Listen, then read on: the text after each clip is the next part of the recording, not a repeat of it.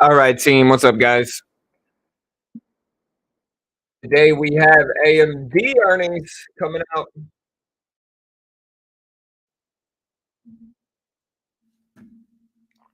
So we do have AMD earnings today. Let me get the music up and let me know if you can hear the music once we get it playing. AMD ripping up ahead of this earnings report today. Uh,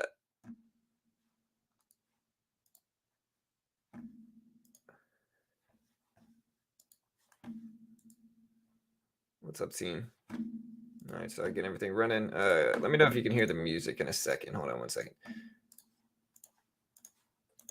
All right, let me know if you can hear the music. You should be able to hear it now. Let me know.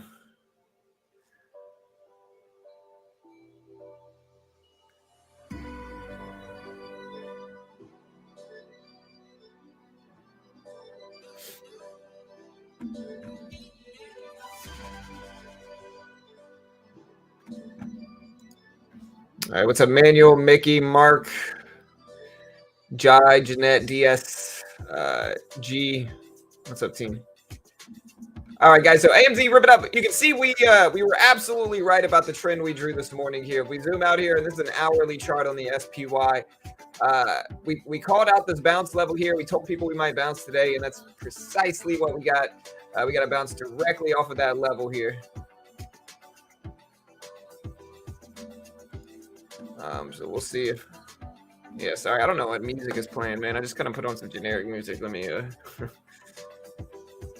But we got AMD earnings, we got Snapchat earnings, we got EA.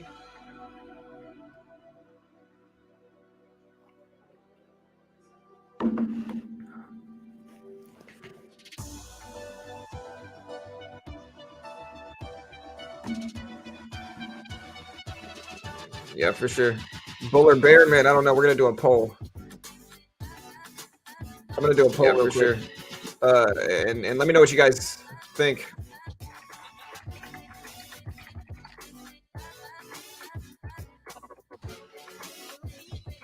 Bullish or bearish on today's fourth quarter earnings report and call. We got the bull and bear options there. Vote on that poll. We're also gonna do a Twitter poll like we always do.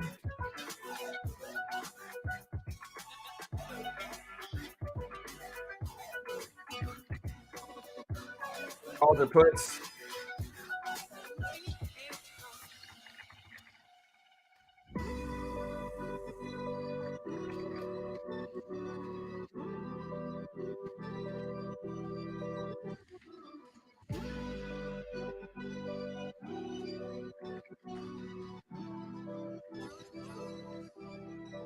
All right, guys.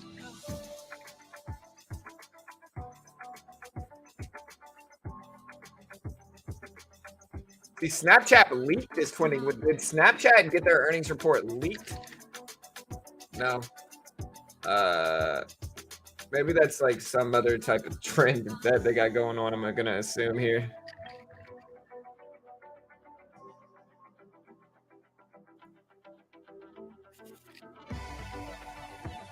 Yeah. So.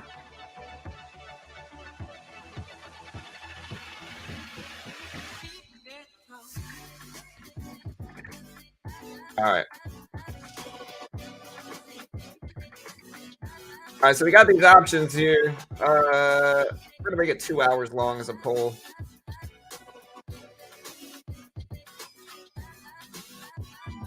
There you go. Bull 100%. All right, looking at the votes so far, it's 50-50 down the middle with 23 votes, 48-52 right now, bull bear. We're also doing a Twitter poll as well here.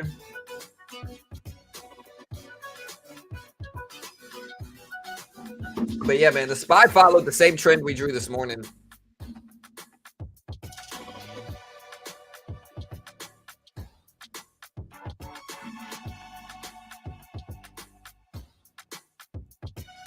If you want to vote on the Twitter poll we got going on right now, here is the link to that. We're also going to do send a newsletter out here. So if you haven't checked it out already, we're going to post this newsletter. And we send these out for all the big ones here. if you want to become a member. It's completely free. Doesn't cost a penny to become a member here. Here is the link. Check it out.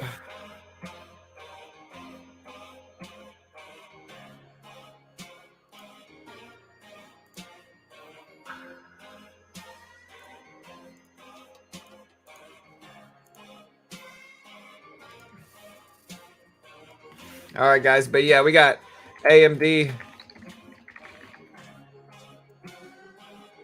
and Snap earnings today. It's a big day, man. Let's see if we get any big movements here.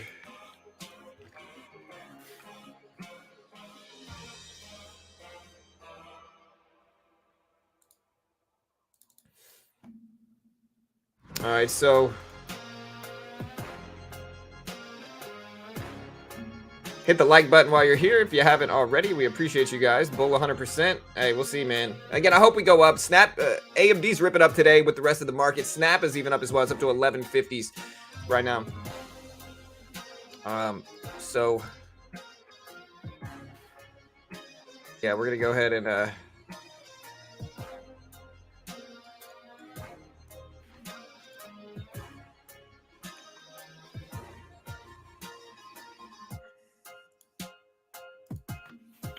put this link here so you guys can see it.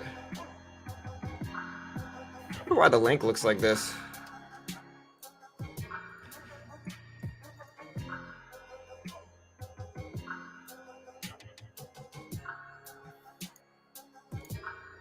Let me make sure this works. This link real quick.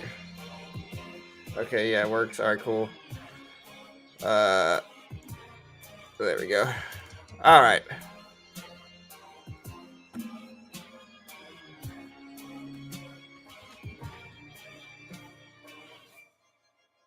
All right, we're sending that newsletter out now. We got everything up to par. All right.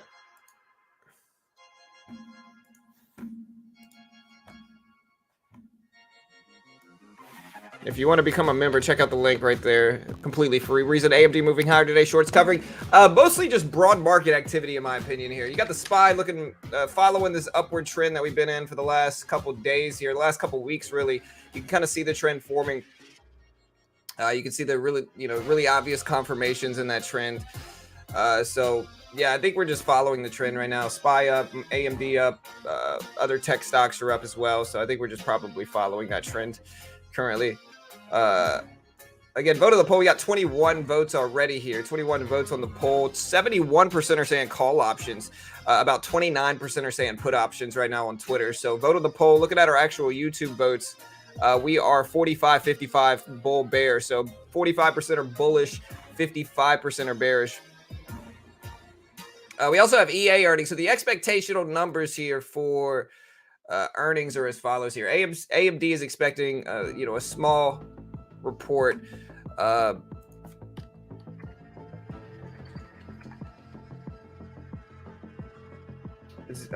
they are expecting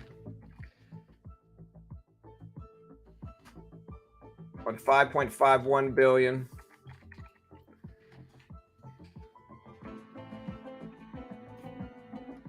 Here's the expectations right there, so you can see them.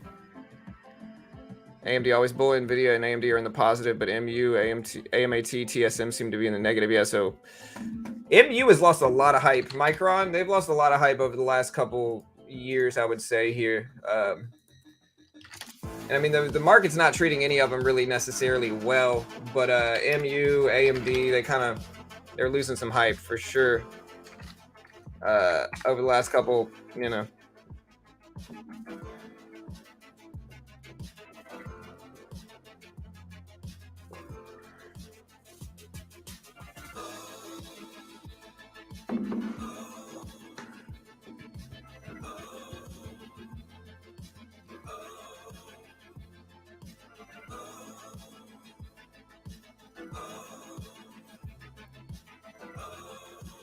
All right, guys. So yeah, here's AMD on the left. AMD is looking really nice today. Again, SPY still in that trend. We've been drawing that trend. We also have Snap earnings today as well. We'll put the Snap expectations up as well. Snap is expecting 10-cent profit on 1.31 billion in sales revenue. So they're actually expecting a profit here, which is an interesting dynamic of it. If you look at Snap, Let's look at their EPS graph from macro trends. Yeah, so Snap is trying to hit their first quarter of profitability.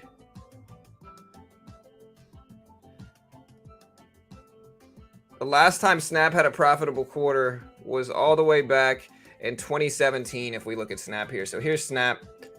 Let's get rid of these apps. But here's Snap. So Snap, this is the quarterly EPS. So last time they did minus 22 cents, minus 26 cents the time before that. Going all the way back, the last positive EPS was in, if you scroll down here, was in December of 2017 for Snapchat. So that'll be a really interesting dynamic of this. We can also look at AMD here. Let's look at their EPS for AMD. Yeah, we're going to go ahead and close that. Looks like that ad killed the chart. Okay, we're going to... For whatever reason, the EPS graph on AMD is not showing up. Here we go. We found one. All right. So here's AMD's numbers, just like I showed you before here. So AMD's been a little bit better, obviously, than Snapchat. Snapchat has a profitability problem.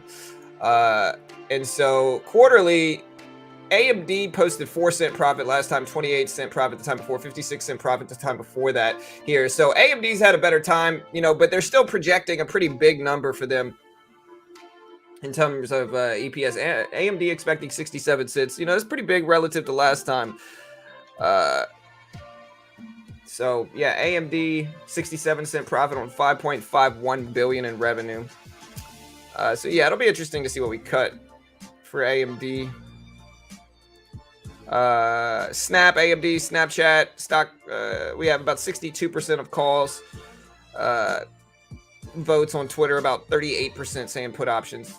So we'll watch it. But again, the SPY has just been following this trend really, really nicely here. Look at the SPY's trend, man. We drew this morning. Worked perfectly. Absolutely perfectly.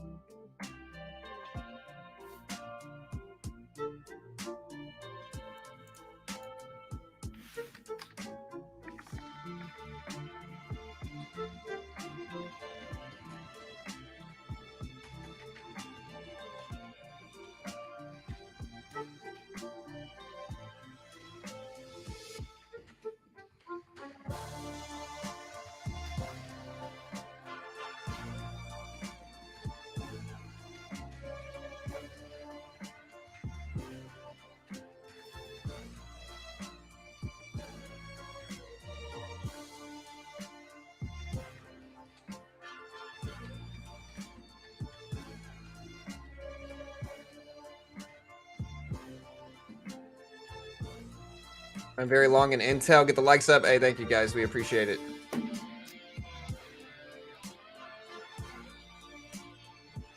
All right, so we're getting some votes here. But yeah, AMD is looking strong. Again, the market's in a broad trend here, so let's look to maybe hit 410. If this trend continues, like if we extend this to the right, this is what we're looking at right now. So a high of the trend at about 410 and low of the trend at about 398s, 399s if that trend keeps projecting forward. Hey, what's up, Sim? Hey, good luck, bro. Bears up in the poll. Yeah, bears usually lead. I mean, I don't know. In terms of broader market, actually, bulls usually lead these polls.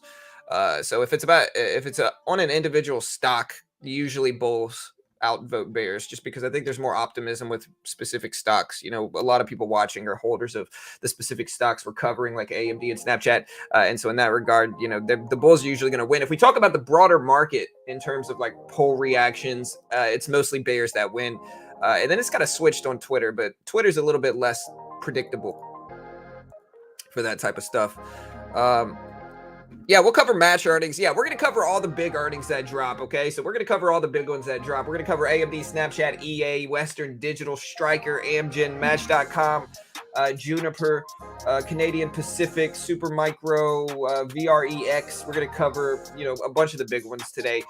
We're just going to be streaming the AMD call. So we're going to stream the full AMD conference call, but we're going to be covering all the other ones as well. And we'll cover the data very quickly as soon as it comes out and watch the market reaction to it. Hey, what's up? Tristan. Mac, what's up, man? Snow. Y'all do me a favor, hit the like button if you haven't yet. Hit the subscribe button if you haven't yet as well. So the AMD actual earnings call is going to be today at 5 p.m., which is in about an hour and 20 minutes. I'm honestly really excited to have a pretty quick earnings call. Like all the other earnings I've been covering lately have just been freaking ridiculous in terms of like when they start. They just start super late. I got to end up sitting on stream for 3+ hours every one. So I'm just glad this one's a little bit earlier. MSGM, man, look at MSGM, man. This thing went absolutely ridiculous right now. MSGM flew crazy. No, you can't vote once you change this. No, it's all good, man. It doesn't matter too much, bro. Right now we're 50-50 split down the middle in the poll, guys. 50-50 split. The like button could use some love. Help me break over 50 likes at least. But yeah, right now Bears are slightly winning by the Bulls. 51% for the Bears, 49% for the Bulls here. So, but yeah, MSGM just went absolutely crazy, man. I don't know what's going on with this thing. That's a crazy big move, to be honest. MSGM Motorsports Games stock rockets 600% on volume after NASDAQ listing requirements, satisfying NASDAQ listing requirements. Yeah, this thing's up over 100%. More than that, really. Let's see, it was at 6. So this thing is up like almost 400% at its highs here. 700%. Where was it at yesterday? Yeah, okay, yeah. Almost 800% if it would have gotten to 28.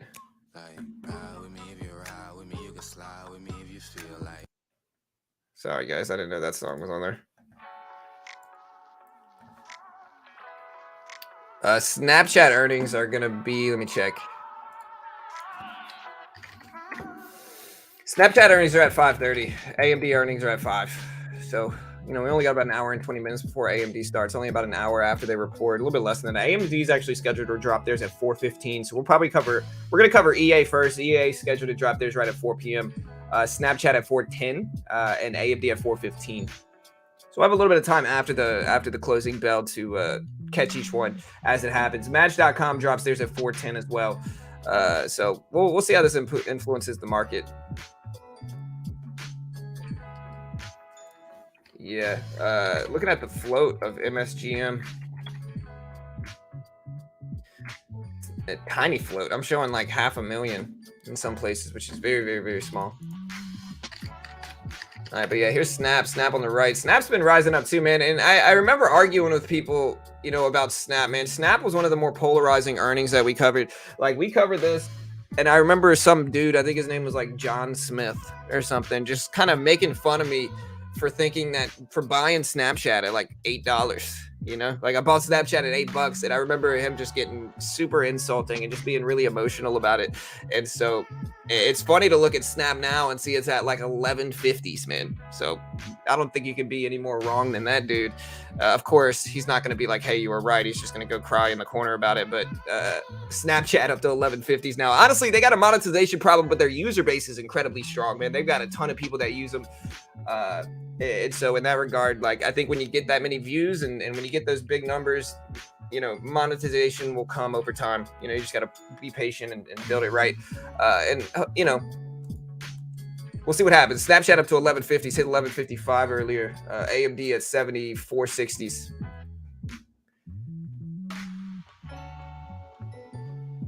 Yeah.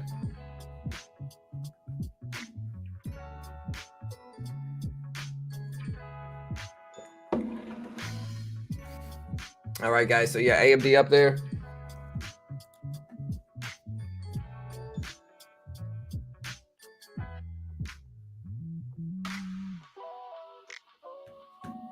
Starting to run up. Again, the market has just been following the super obvious trend here, man. The market's up to 404.70s. So the market's been riding this trend here. And again, if we look at like a 20-day chart, the trend becomes very clear. We talked about this morning. And again, the market was way down here this morning. And we talked about we're right at the bounce level, man. And so, market's just been a really obvious trend lately. If we zoom out here, you can kind of keep looking, but we can put up like a 90-day chart or maybe even like a daily chart to see the trend a little bit more clear.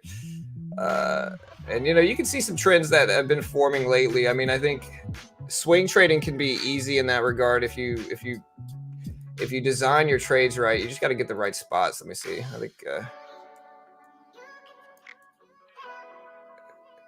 it's never a perfect trend like you're gonna get. You're never gonna get a perfect trend, but you get some nice trends that you can attack if you're patient enough with them. Like there's one that happened right before this one, and then we moved into this trend that formed. You can kind of see how like long-term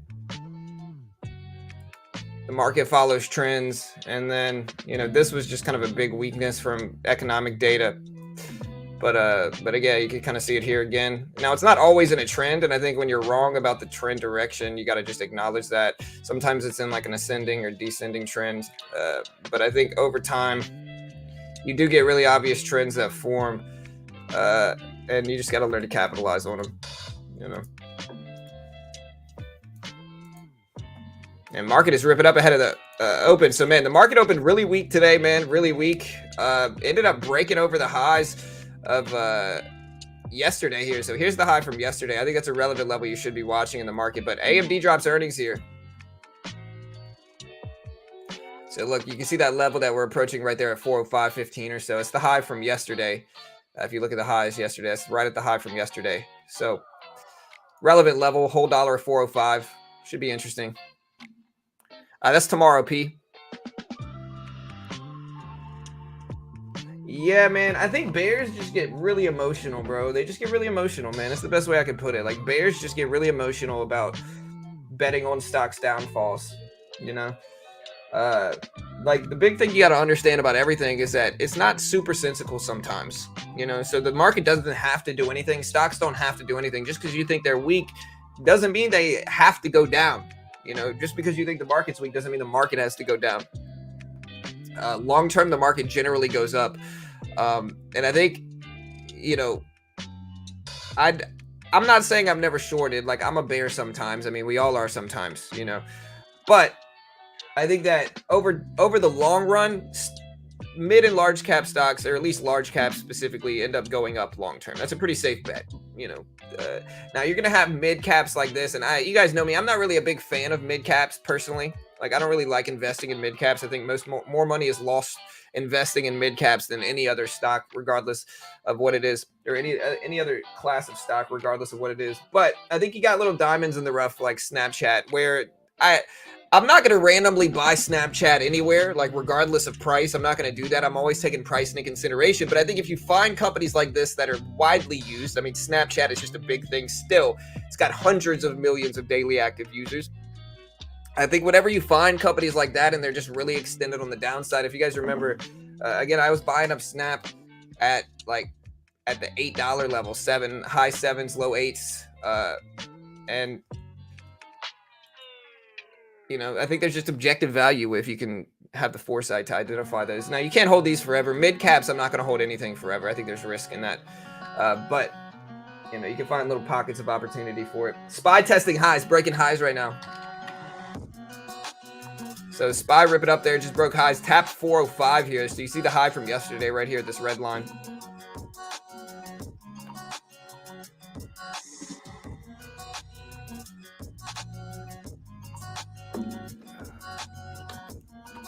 No, AMD is mostly the same trend as the market long term. I mean, here's the yearly trend of AMD, and then here's the yearly trend of the SPY. It looks pretty similar, man. SPY, AMD. Now, to be honest, AMD has done a little bit worse than the SPY long term, but it's still pretty weak. I mean, microchips. Here's MU, same thing. Here's Intel, same thing. Intel's probably gotten beat up a little bit more than any of them. You got NVIDIA. NVIDIA is a little bit healthier than all of them, but most microchips are doing a little rough. SPY rejecting at the top here. So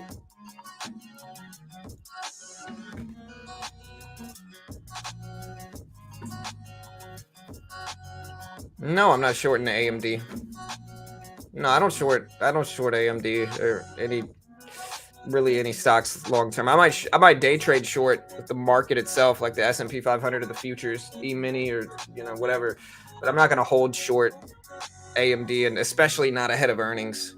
That just sounds like a recipe to lose money long term.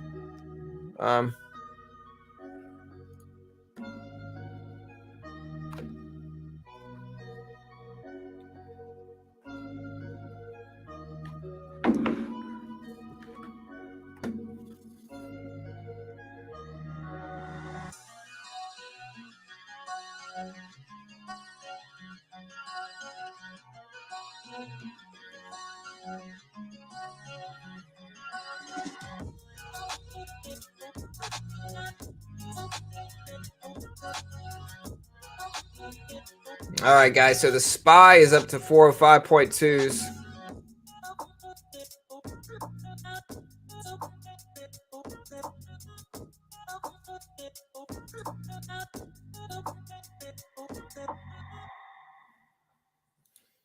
All right, look at the SPY just broke the highs of yesterday. So SPY just broke a pretty big level up to 405. So you're pumping up ahead of the close. We got 10 minutes left before the market closes.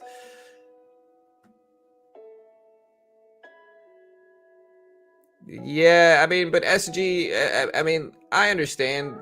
Obviously, they're in control, but I think that what happened over the last couple weeks has been very predictable. Apple flying up right now. Let's see why. There's some type of catalyst for Apple. Let's see what it is. All right, so Apple may face complaint from U.S. labor agency. Exxon vaults to record annual profit of 55.7 million. Why is Apple up right now? Apple just had a huge pop. It's what drug the market up. All right, Mattel and Minecraft are partnering on a series. Yeah, if you guys know why Apple just flew up here, man, let me know. But yeah, Apple just had a big rip. Maybe it's the market itself, but the SPY pumping up. Earnings are at 4 p.m., so in about 10, 15 minutes. But yeah, so I think what happened, it was very predictable. Like, if you guys remember me, and again, try to remember what I was saying when everybody was doom, gloom, bear action, everybody's sad, market's going to crash. Remember what I was saying here, okay? Like, I told you guys, like, the bears are always going to say a market crash is inevitable. I told you guys that there's a lot of cheap stuff that I'm buying up. I told you guys that a lot of stuff was on discount. A lot of stuff was on sale. That market crashes are very difficult to predict. That things look objectively cheap, and that in a couple months, these stocks like Disney, we talked about Disney, Google, Amazon. We talked about all these companies bouncing back relative to where they were a month ago. And I mean, we were wildly right about it. I mean, if you look back at what we were saying versus what happened, haters are going to hate, but like in the end, we called this. We told people that things were cheap. And the markets, the base logic of that argument was that, look, the SPY has been down over the last year straight. Like, the SPY is bearish over the last year. It's not going to go down forever. Everybody wants to be Michael Burry. Crashes are hard to predict most of the time. You got Disney under $90 when you got Disney under 90, when you got Google under 90. You got all these stocks that are objectively valuable and cheap. Buys are going to come in, man. Big money's going to come in and start buying up stuff. That's pretty normal. You can always bring in quantitative easing. Yeah, I don't know. Yeah, I mean, Mickey, maybe you're right, brother. Maybe you're right, man. He said, I'm usually a permanent bull, but I'm getting the vibe that tomorrow things are going to change. Powell was clear he would rather break it with too much pain than eat too much ease. He's going to go off tomorrow. Not necessarily. That's not really what he said, Mickey. What he said was actually the opposite during the last press conference, if you actually watched it, brother. So what Jerome Powell actually said during the last press conference, and listen, I streamed it live. What he said was that he did not want to crash the market and play cleanup afterwards, is what he said. He said almost verbatim, we don't want to do something like we crash the market and then have to come around and play cleanup afterwards. He said almost verbatim exactly that, right? And so one of my theories at the time of Jerome Powell's last press conference was that he didn't want a market crash under his watch. And I understand it. I wouldn't if I was him either. It'd make him look bad. And so instead they were going to do sustained rate hikes, but not super bad to where they're going to cause a crash that they're going to have to clean up afterwards. They would rather just sustain rate hikes over time instead of just doing like a rip the band-aid off scenario where they tank the market. That's what he said. That's what he said. I'm still with that though. I'm still surprised I'm still surprised analysts are expecting 25 basis points. I think that's pretty low for what he said. I thought he said he would sustain them out. And so I thought we would do 50. And so I'm very surprised that a lot of analysts are expecting 25. But again, they know way more than I do in that regard. So it's like, I'm not going to try to act like I know more than these analysts. We'll see what happens tomorrow. We'll see who's right. But yeah, AMD testing $75 right now. Testing 75.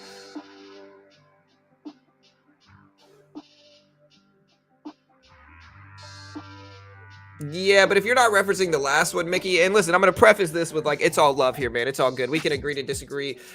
That's the nature of the stock market. Everybody has their own different opinion, and that's okay, brother. It's all good, man. But I think if you're not watching the last one, then, the last one I think is the most relevant because I think things change. Sentiments change. Inflationary pressures change, right? And so I think the only really relevant one is the last time, regardless of what he said before that. And you might be right. Maybe he rips the Band-Aid off tomorrow and the market tanks. That's possible for sure. But just going back to what he said last time, again, I think it's very possible that we just keep sustained rate hikes for the next couple months, and then eventually we pivot to zero later on this year.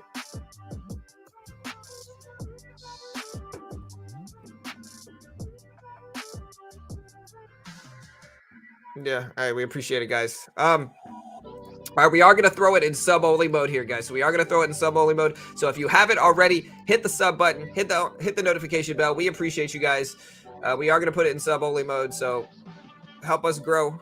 Hit that sub button. This is what Powell is always saying. Inflation is so high, price stability is the bedrock of the economy. Will continue with high rates, 2% price. Yeah, that's what their target is 2%. He says that every time. Going off just one meeting. Well, it's not just one meeting. It's the most recent meeting. So it's like I understand. You know what I mean? I really do. And I have no idea what they're going to do. Maybe you're right. Like I said, maybe they rip the Band-Aid off tomorrow and the market tanks. Possible for sure. Could happen for sure. But I think you have to go by the most recent meeting. I don't think looking back at meetings prior to this last one to judge what he says based off of those is really going to do much. I think you got to look at the most relevant recent meeting to try to decipher what they're going to do moving forward. You know what I mean? I think that's the only way to do it. I think if you go back too long, things change. They had a different plan 3 months ago than they do now in that regard because we have different data. We have new data out now that they're going off of here. So, again, it could be maybe I'm biased because I just want the market to go up. You know what I mean? Certainly possible. I'll tell you this, though. I don't mind the market dropping. I'm pretty flat in all my swing trades, especially large cap swings. I'm pretty flat in everything in that way. So if the market tanks from, an aggressive rate hike, say he comes in at 50 or even 75, which I don't think is very likely. But if he comes in hot like that, I'll start buying dips up. That'll be my time to buy up stuff. I love finding value in that type of stuff. So that's okay. But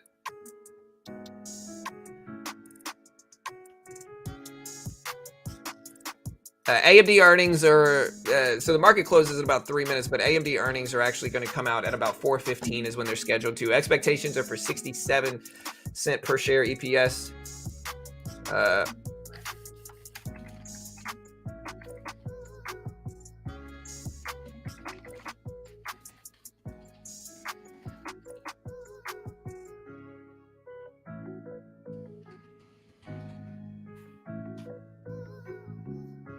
All right, guys, AMD pumping up, testing the highs of the day. Broke the highs of the day at 75, pulling back a little bit now. The SPY is still moving up at 406.90s here, or 406.09. So the SPY is moving up in big numbers. So we'll see. But yeah, AMD's scheduled to drop theirs at 4:15. We got Snapchat at 4:10. EA is supposed to drop theirs pretty soon. So we'll put EA up right now as we wait.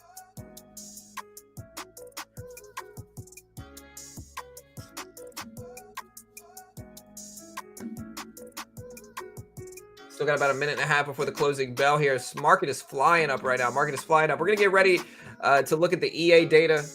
We have EA earnings coming out today. So we're going to look at EA.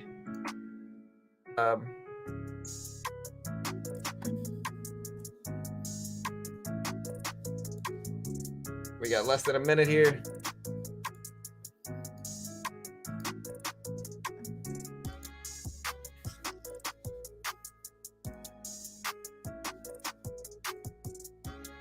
Yeah, we got EA, we got Match.com. A lot of big stuff dropping earnings today.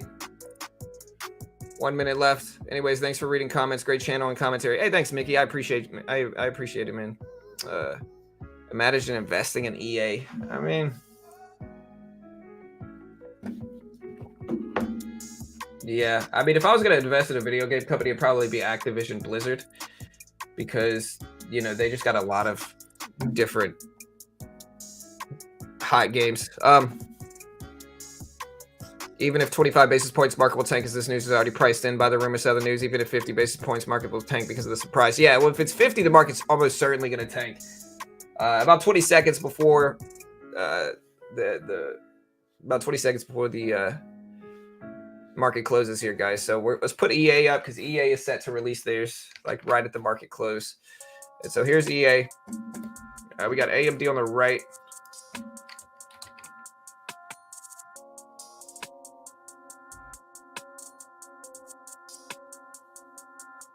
All right, AMD pump it up ahead of the open, or ahead of the close, or at the close. Still waiting for EA numbers to come out.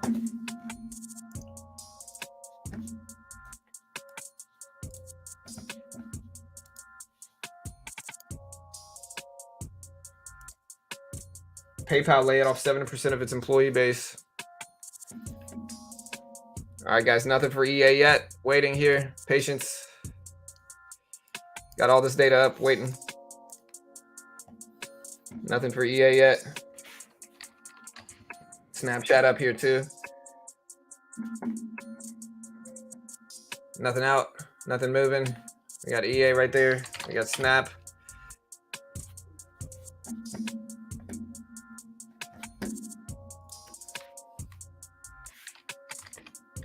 We got Match.com dropping theirs. All right, so EA just ripped down here. Here goes EA. So EA did report their numbers. EA posted third quarter EPS of 73 cents. 73 cents third quarter EPS versus 304 estimates. A huge drop for EA. A huge drop. Third quarter revenue of 1.88 billion. Net revenue of 204 million. EPS of 73 cents, guys. 73 cents for EA. A huge drop. EA expected $3.04 estimates. A huge drop for EA right now. They just dropped big. And understandably so. They did really bad for their EPS data. They did really bad. Dropped about from 129 all the way to 122s, 121s right now. Still breaking down here. Huge miss for EA, guys. Huge miss. But yeah, 73 cent share profit, third quarter revenue, 1.88 billion. So better than expected, or no, yeah, they missed on both EPS and sales revenue, and they are back up. Am I reporting the wrong number? Okay, no, they're back down. I was going to say, man. All right, EA down to 119 here, guys, 119. Third quarter total net revenue is up a little bit, but a huge miss. EA price action is very strange. They did post their guidance numbers here. Amgen posted their numbers too. We'll put the Amgen numbers in chat. AMGN just dropped their numbers. AMD starting to move a little bit here too. Maybe based off of sympathy, but nothing out for AMD yet, it doesn't look like. What a weird price action here for what is going on for EA right now, man. This is strange. Nothing out for Snapchat. Match.com posted theirs. Look at these candle wicks, bro, for EA here. What is going on right now?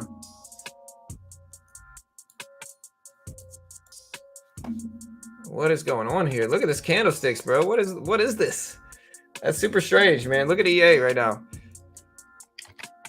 All right, they guided the guidance numbers for for EA, 5 to 20 cents on revenue of 1.7 to 1.8 billion. So way bigger, way less guidance numbers than expected here, and EA is tanking down here. So yeah, EA with some really bad numbers.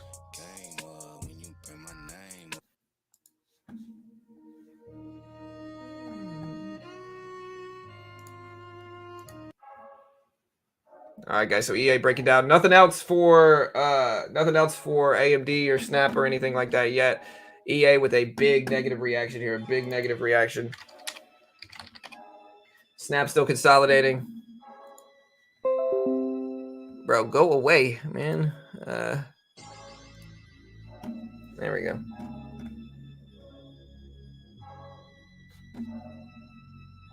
All right, guys. So nothing out for AMD yet. Nothing out for Snapchat. Still waiting here. What a crazy move for EA, though, man. What a weird move.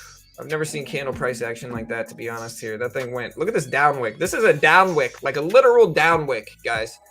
From 119. Oh, this is a $10 down wick. You know? Like, that's crazy, man. A $10 down wick here. You know, that's like 7-8% of that stock in a down wick right here. 6, 7, 8%, whatever that number is, and just a down wick right here for EA. Super strange. Snapchat's not really moving. It's at 1150s right now. We'll cover Snapchat, but yeah, that's a weird move.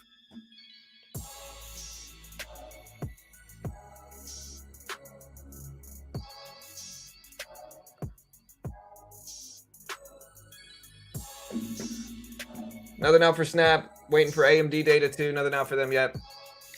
We got Match.com. Nothing out for Match.com either. Still waiting. EA is the one that's just getting absolutely destroyed by this. But man, that's a weird candlestick, dude. At 123s though, EA starting to bounce back here, man. We'll see what we get, but strange.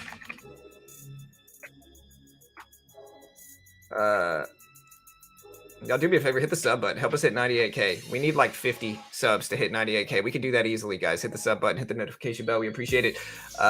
Waiting on AMD numbers, waiting on Snapchat numbers. Snapchat up to 1165s, 1170s here. We're going to put up Snapchat now. There's EA.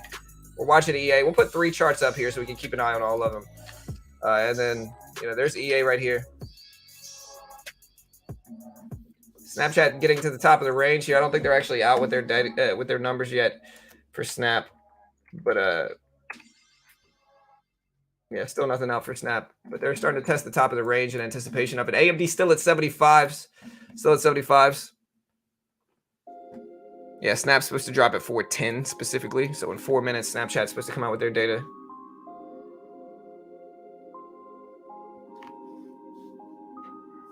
Well, we don't really know what they're going to do because we don't know what their earnings are yet. AMD at 75s. EA just absolutely got destroyed here. Again, AMD on the left side, still waiting for that. EA scheduled to come out at 4:15 market time. This is when they're set to drop, 4:15. All right, you can see Snap's supposed to drop theirs at about 3 minutes. But man, what a ridiculous move here for EA.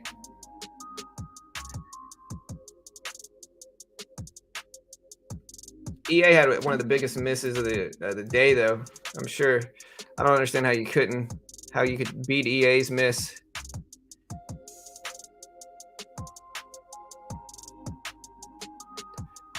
All right, AMD starting to dip down a little bit here.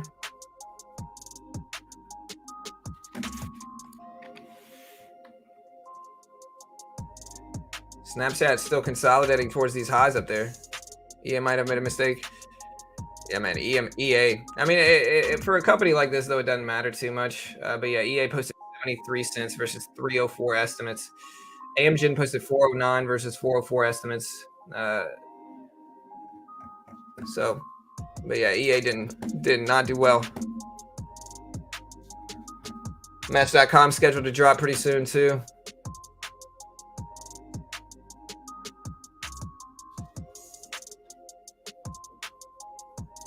Snap up to the top of the range, but yeah, EA all the way down to 120s here. I mean, it didn't, relative to what it actually came in at, it wasn't that bad. It could have been a lot worse, to be honest, for EA here.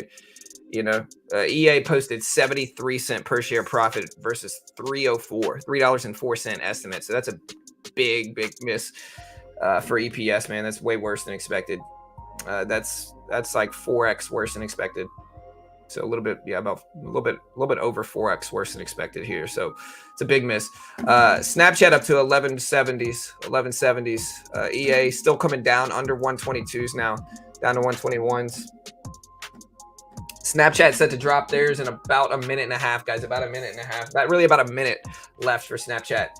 About 1 minute. Snap drops theirs in about a minute. AMD drops theirs in about 5 minutes. Again, hit that sub button if you haven't already, guys. Help us hit 98K. We need less than 50 subs. Less than 50.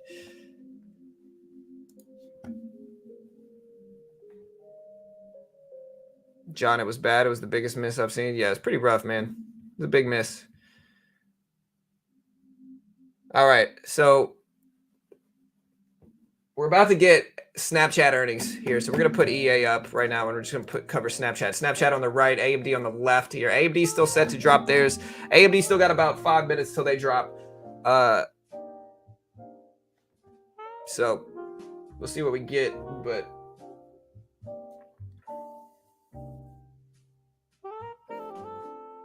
here goes Snapchat. 5 seconds. Let's see what Snapchat does. Snapchat is on the right right now, guys. On the right for Snapchat. There goes Snapchat dropping big down to 11s here on Snapchat earnings. Down to 11s here. Snapchat did release theirs.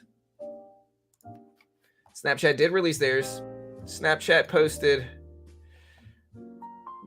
fourth quarter revenue of 1.3 billion. Fourth quarter operating cash flow of 125 million. Dropping big here. Snap posted EPS of 14-cent profit, a beat. The fourth quarter loss of 288 million. Daily active users up to 375 million. Snapchat fourth quarter adjusted EPS of 14 cents. And we are going to put that data up on screen here. 14 cents. They are dropping big here from this. They had fourth quarter adjusted EPS of 14-cent profit. I'm trying to see what their sales revenue was. Sales revenue came in at 1.3 billion. They expected 1.31 billion. So a slight miss here. So we're going to put this number up on screen for Snapchat here. They are dropping big. I'm not sure why they're dropping so much. They beat on EPS. They came in neutral on sales rev. I really don't know why Snap is falling like this. Fourth quarter daily active users is up 17% year over year to 375 million. Snap says, given uncertainties related to the environment, company is not providing guidance for revenue. Oh, so they didn't post guidance. That is why Snap is dropping here. They did not post guidance. Snap is down to $10 a share here. Down to $10 a share. So yeah, that is why we can put that number up in chat. Snap, given uncertainties, is not providing guidance for revenue adjusted EBITDA for the first quarter here. So yeah, that is why Snap is struggling. Hit the sub button, guys. We do this live every day. We cover all the big releases. We stream the Jerome Powell press conferences. Match.com just came out with their data too. Let's see what Match shows now.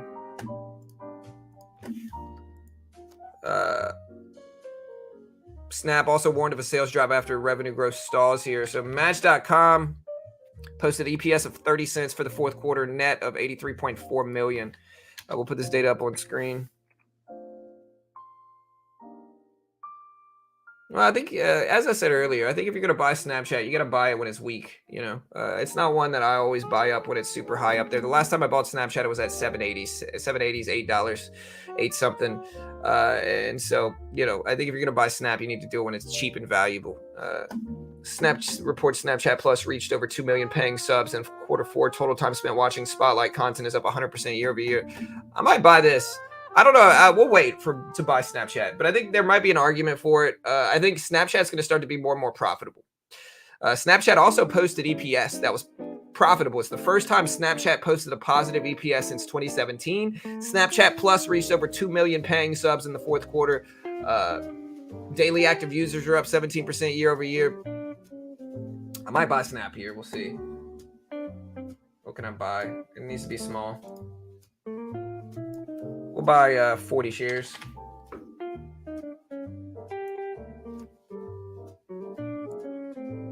All right, we just bought 40 shares of Snapchat. 40 shares. And maybe I'm wildly wrong. I might be wildly wrong about this. We're just going to plan on holding this as long as we need to be honest. But Match.com posted a fourth quarter EPS. And again, I know I'm going to get some haters for this. And that's all right.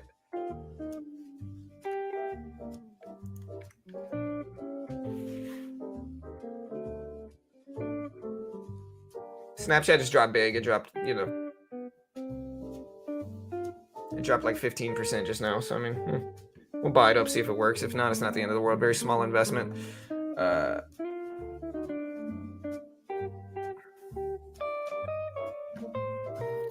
All right, guys, we got AMD earnings dropping in about 30 seconds. 30 seconds for AMD here, 30 seconds.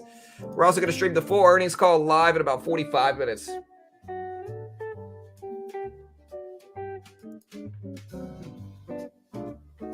All right, here goes Snap, guy, or here goes AMD. I mean, AMD drops their earnings soon.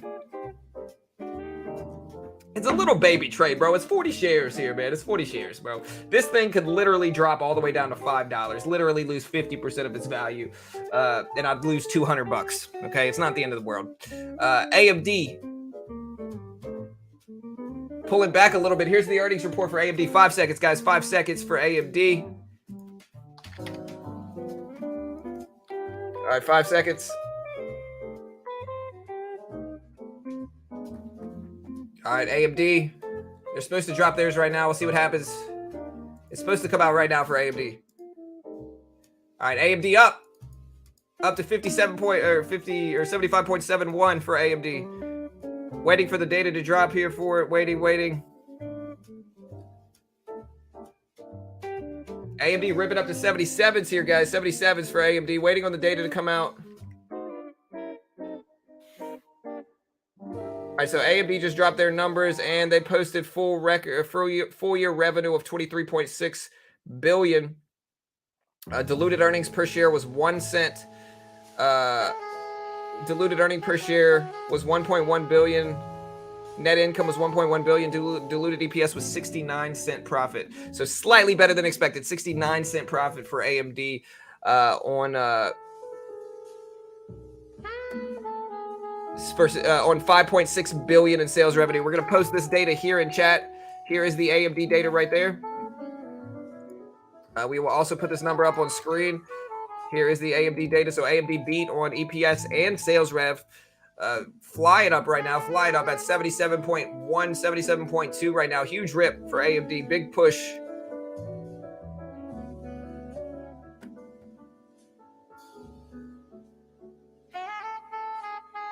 Yeah, AMD's moving. Breaking highs again up to 77.76, 77.76.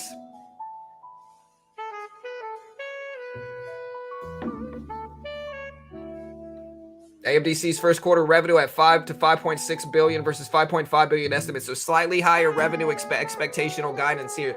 So AMD slightly better expectational guidance for AMD for the first quarter. AMD did beat on EPS, beat on sales revenue, and had slightly better guidance. So AMD's ripping up. This is a great earnings report. This is a great report for AMD. It's flying up. It beat on everything. It's almost neutral for guidance, but a little bit better than expected. And I mean, with good EPS and good sales, or with good EPS and good revenue, it doesn't matter here. And it's pushing up big. So it's at 78.3s, 78.38 at the high of the day here. Yeah, AMD flying up here, man. Absolutely huge push. Hey, listen, guys, we need less than 25 subs to break 98K. So we'll definitely do it during the stream. But, like, help me do it before the actual earnings call here, okay? Do it now. We appreciate the love and support. Help us hit that number here. AMD up to 78s right now. Snapchat breaking down. What did EA end up doing, man? Maybe I should have bought the EA dip. That was a big dip. All the way back up to 121.60s. I just don't know if I trust it. All right, guys, we are going to stream the full earnings call live today as well. If you haven't already, guys, also check out Top Step. Top Step is a funded account program for futures. And what you guys notice is that the E-mini moves with all this stuff, to be honest. So the E-mini will move with markets. You can see like AMD ripped up ahead of the close and the market ripped up ahead of the close. And you can day trade the S&P 500 in futures with no PDT rule. Top Step is a funded account program where they give you a demo. If you can hit their targets on the demo while following the rest of their rules and conditions, and they fund you the same amount. The base one's less than $140 a month.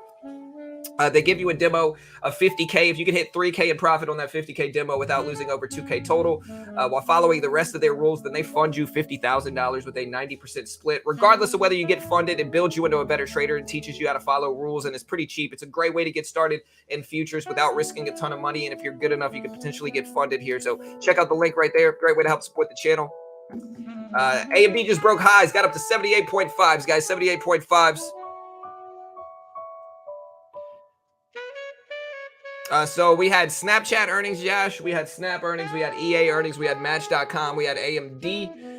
I think that's basically all the big ones here. I mean, there's a few other ones. We had EA, Western Digital, Amgen, a few other ones, but nothing else really big. Tomorrow's tomorrow we have Meta, and we'll stream Meta for sure.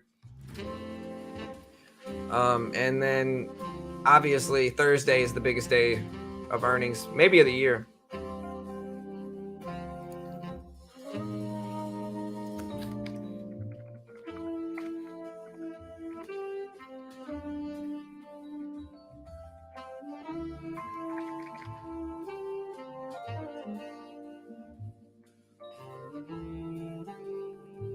All right, guys, AMD up to 78.5s here.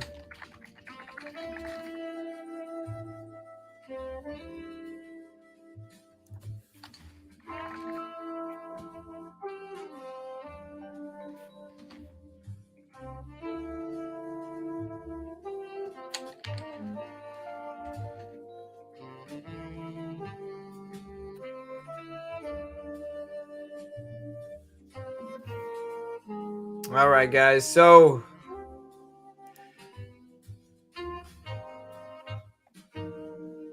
big day tomorrow, biggest day of the market. And finally getting a pullback here. Here's the E-mini here. We can look at Snapchat too. We bought the dip on Snapchat. It's starting to bounce back a little bit. It's almost back up to 10 here. Our average is right around 10, 9.99 is what our average is. And again, we will stream the full earnings call in about 40 minutes.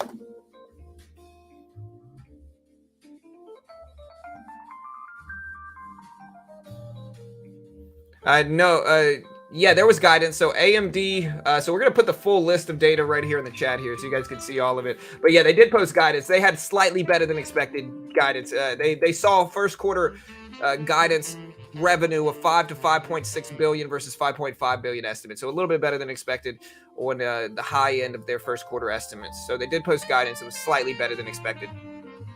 Fourth quarter data center segment revenue was up 1.7 billion, up 42% year over year. Client segment revenue up to 903 million, down 51% year over year.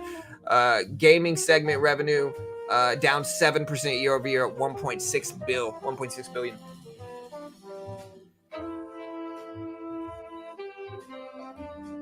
Valuation wise, yeah. I think Intel's is doing fine, man. I mean, I don't think Intel's necessarily doing badly. Intel's kind of moving with AMD. If you look at Intel here on the right, it's not like I don't think Intel's doing poorly or anything. Intel just didn't drop their earnings today. We'll see what Intel's earnings are when they come out. But like here's a yearly chart on Intel, and then here's a yearly chart on AMD. They look pretty similar. Intel's a little bit steeper here. They had a larger drop percentage-wise than AMD, but it was basically the same. I mean, they're never going to correlate perfectly here. I think basically what happened was the ETH merge right around here. The ETH merge. So basically, if you guys didn't understand the crypto aspect of this, you used to be able to mine ETH. In order to mine ETH, you needed good chips, good microchips, But around September, ETH switched to what's called about September, ETH switched to a proof of stake cryptocurrency, basically. So it wasn't mineable anymore. People didn't need the chips anymore because they weren't mining them, and so we had big drops in chips around that point. But like I said, we'll see what happens with Intel. Snapchat dipped. We bought this dip, but again, a very small trade. Let me see.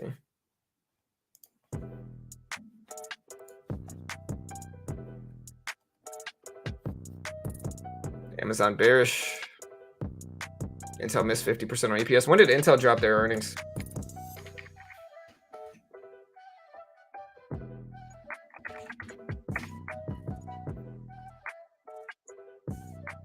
Oh, so Intel had their earnings a few days ago. I mean, Intel. That's the okay. So yeah, I guess that's what y'all are referencing. So Intel did worse than expected. I'm assuming here based off of what y'all are saying. I mean,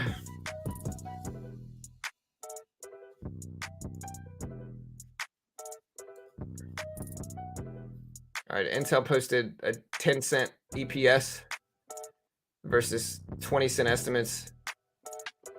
Revenue of 14.04 versus 14.45. Yeah, I mean, the only thing I can think of for AMD, why AMD is stronger than Intel. So looking at it, you're right. So Intel is weaker than AMD with regards to their earnings. AMD earnings did much better than Intel in that way. The only reason I could think for that is that AMD is still in a growth phase, right? Where it's like Intel, everybody uses Intel already. Intel is already the more widely known company versus AMD, and I think very much so. And so I think AMD is on a little bit more growth. It has a little bit more growth potential than Intel in that way. But that's just my own personal opinion. I might be wrong. Might be wildly wrong. Not sure. Let me know what you guys think in chat.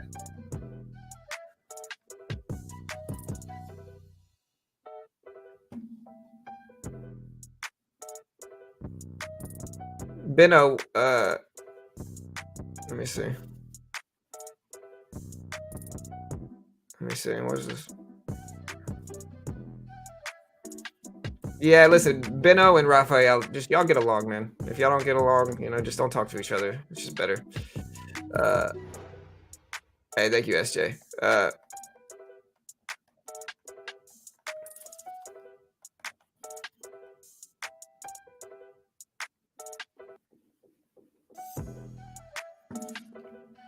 Yeah, I might be wildly wrong, like I said.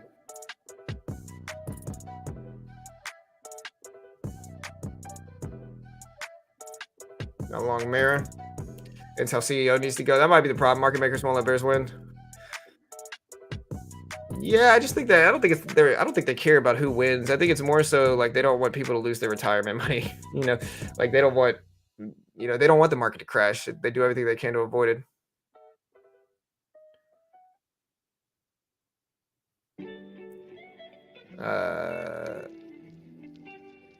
Interesting, because people knew about the switch for ETH to proof of stake. Yeah, for sure. They knew about it a long time ago, but like they kept pushing it back. And so I think a lot of people, me included, were a little bit skeptical they would actually do it because they pushed it back so much. And then when they finally did do it, even though everybody kind of anticipated it over a long-term period, it was still a surprise to some of us because, again, I was a little skeptical they would do it successfully without any hiccups, and they did. So, I mean, more power to them.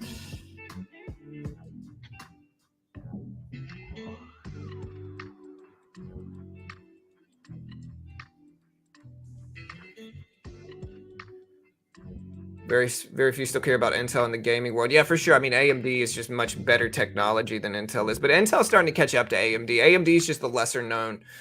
It's the lesser used. I think like generically Intel is up there, but AMD, at least over the last 10 years, has been a little bit better at technology for a little bit more powerful products. But I think Intel's catching up. Yeah, look, y'all just ignore each other, Benno and Raphael. If y'all dislike each other, it's all good, man. Y'all just ignore each other. It's the easiest way to do it. If one says something, just don't comment on it, because if y'all are arguing all the time or fighting too much, to be honest, I'm just gonna boot you all out of here. I appreciate both of y'all being here, but like it's not worth it to just kind of have angry chat. Intel at $28 here, so we'll see if it bounces. Snapchat hovering right around 10.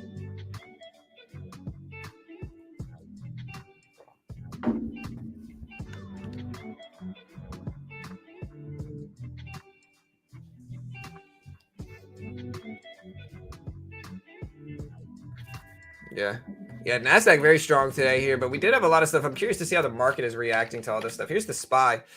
So the SPY still holding its gains strong here. Got up to 406 still, and it's still holding its gains.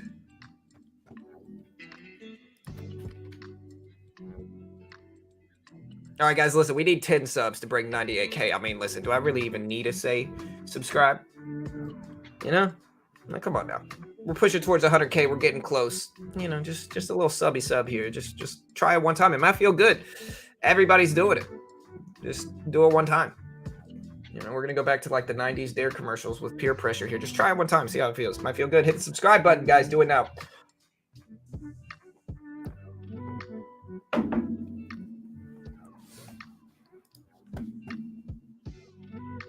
That's okay. MU is still weak. Yeah, MU has lost a lot of hype over the last couple, last year. MU used to be a thing, and like a couple years ago, everybody was talking about it. Now it's less hype for sure.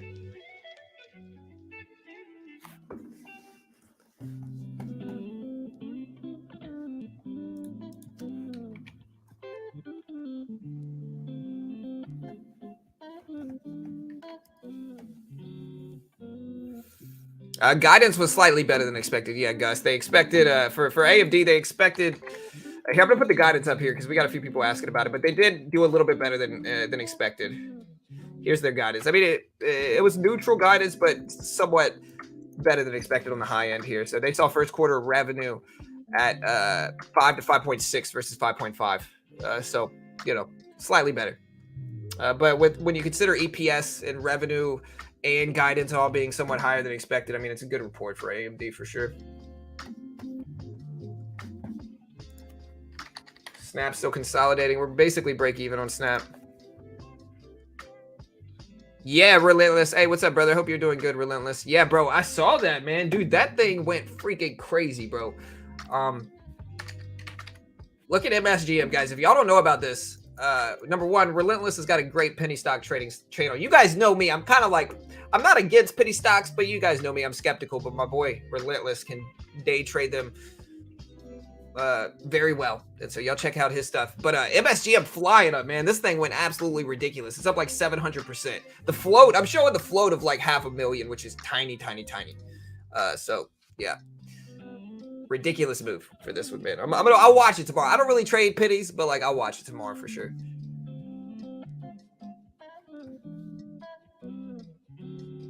All right, we are in Snapchat. I bought 40 shares. We'll see how that works. But yeah, MSGM, freaking crazy, man. I'm still holding one share of HKD just in case that thing goes to 2K randomly one day. Am I still holding Carvana? No, I got flat on Carvana today. Should I have held it? I sold Carvana today. Yeah, it looks like it was the right move. All right, good. AMC even did well today, man. TSMC.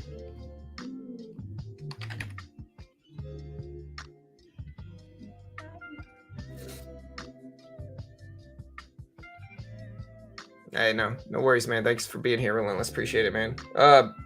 AMD guys did really well here. We can put this up. Good EPS, good sales rev, good guidance. Yeah, I just bought one share, man. Just one share,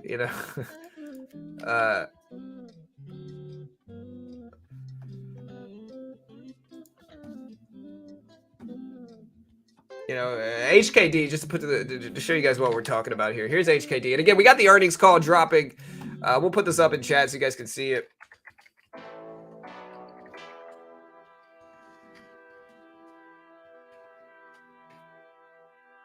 We'll put that up in chat so you guys can see it. But yeah, to show you what we mean by this, like I bought one share of this because this thing at the beginning of the year or mid last year went from like, I think it was even worse than this, to be honest. Okay, yeah, this thing went from $8 or whatever it was here. Looks like this thing went from $8 to $13 all the way up to $2,600 a share, basically, and then way back down to $9 again. And so if it ever makes that pump again, we got our one share. We're gonna be loving life.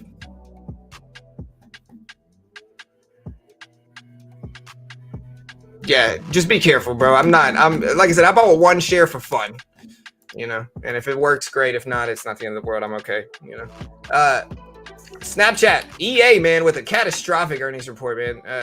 EA, guys, just had one of the biggest EPS misses I've ever seen on any stock ever. It dropped 70-cent EPS versus $3.04 estimates here. So just a huge miss, and they reacted like it all the way down to 121.50s here, 121.50s.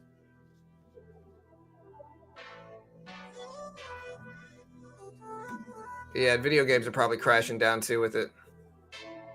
AMD earnings call is going to be crucial. Yeah, we'll see. Again, we're going to stream it live here like we always do.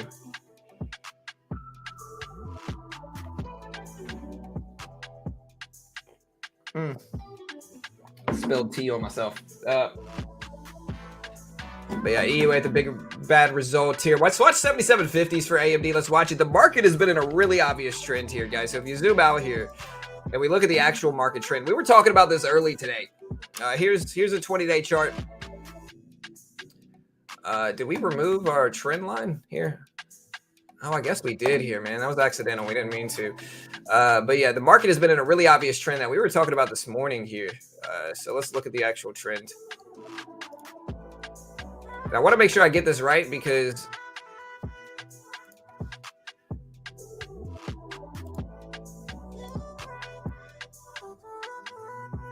today we pulled right back down to it. I'm gonna have to put a 90-day chart up because the trend we had earlier was much better here. Yeah, we got to fix this.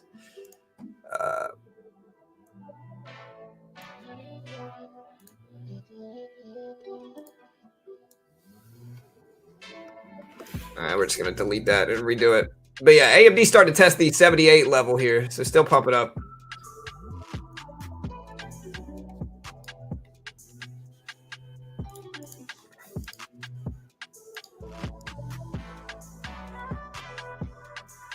Yeah, I think that's probably the trend we had. We can make it go a little bit closer here. There you go. All right, so we're still heading up. We'll see if we get anything good now.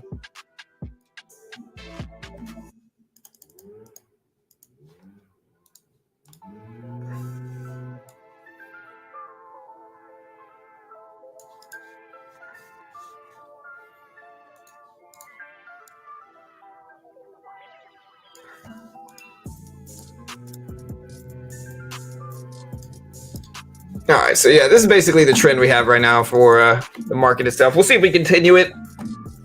But AMD up there. Snapchat, we're a little green in there. We'll see if that continues. So it's at about 24 minutes, Bjorn. About 24 minutes. Yeah, so AMD earnings are in about, the actual earnings call is going to be in about 24 minutes at about 5 p.m. Eastern Standard Time.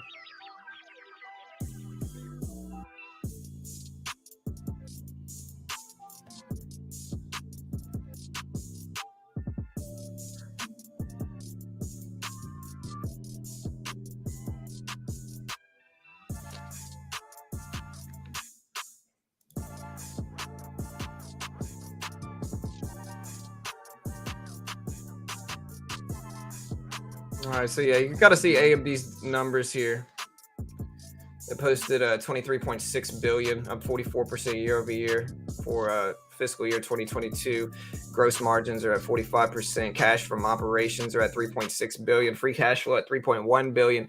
Data center rev up 1.7 billion. Client rev up 903 million, down 51% year over year. So the biggest hits they took this year are in client and gaming revenue. Client revenue took a big hit. Embedded revenue are up big, and it says driven primarily by inclusion of, I can't really read that, I need my glasses, but embedded revenue up 1.4 billion, up almost 2,000% year over year. Non-GAAP, and GAAP is generally accepted accounting principles. Non-GAAP gross margins are up 51%, up 1 percentage point year over year.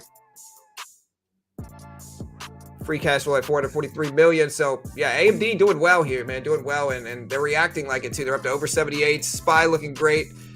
We'll see if it continues.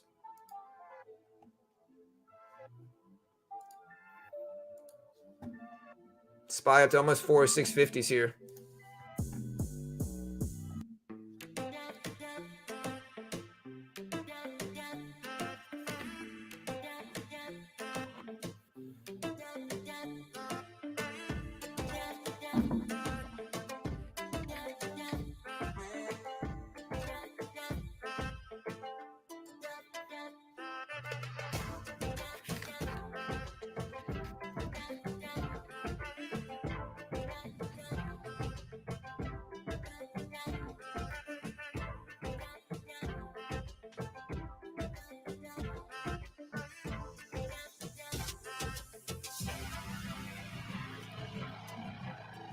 So the actual earnings call is going to be live at 5 p.m. Eastern Standard Time.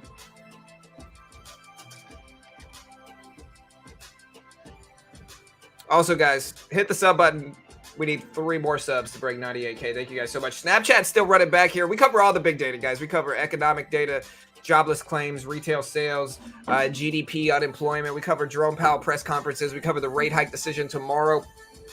We're going to stream the whole thing.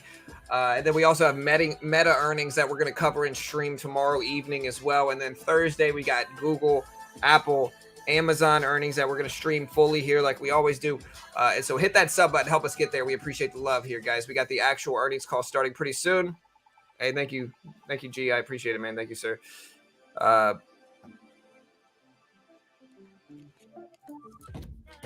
right, guys. So, yeah, AMD. Hey, thank you guys so much. We broke 98K. Thank you guys so much here. Just 2 more to go here. 2 more to go, guys. Just 2 more. We're at 98,000. Growing by over 3,000 subs a month here. We appreciate you guys. Yeah, Snap lost 288.5 billion.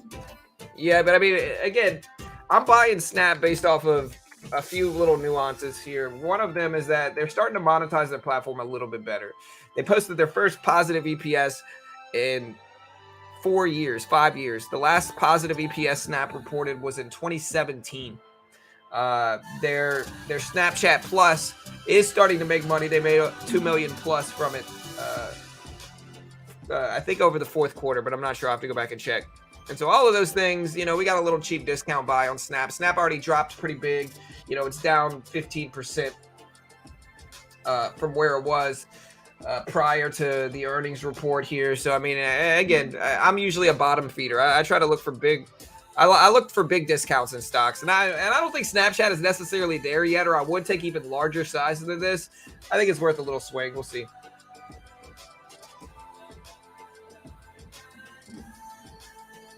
The last time I bought Snap, it was at like $7.80s, $8.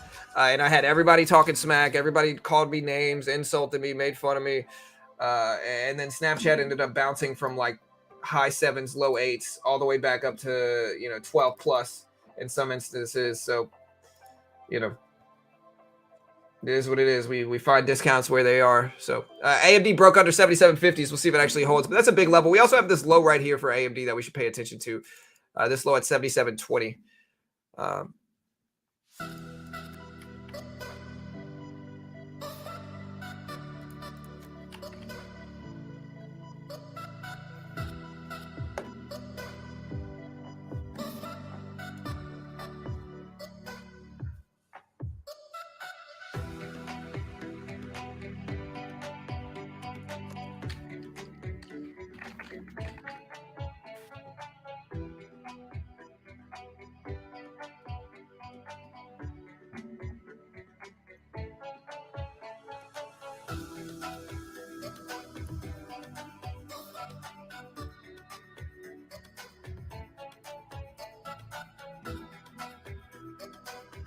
Yeah, the channel's growing great, man. I'm super pumped about it, dude.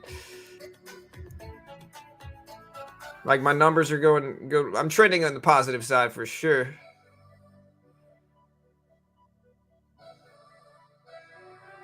Views have increased dramatically here, so we appreciate it. AMD starting to break down at 77s right now. We still got about 15 minutes before the actual earnings come out.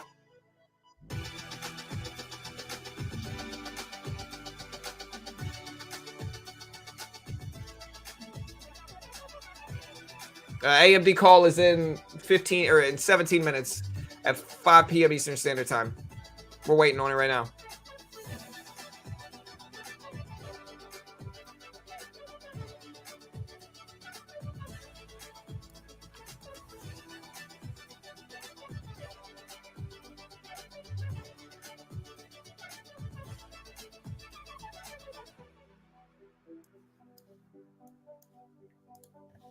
Yeah, they don't really have live subscriber counts anymore because Social Blade doesn't have accurate data anymore. All right, Intel's starting to move up, but let's watch to see if 77 holds for AMD. It's possible that we do.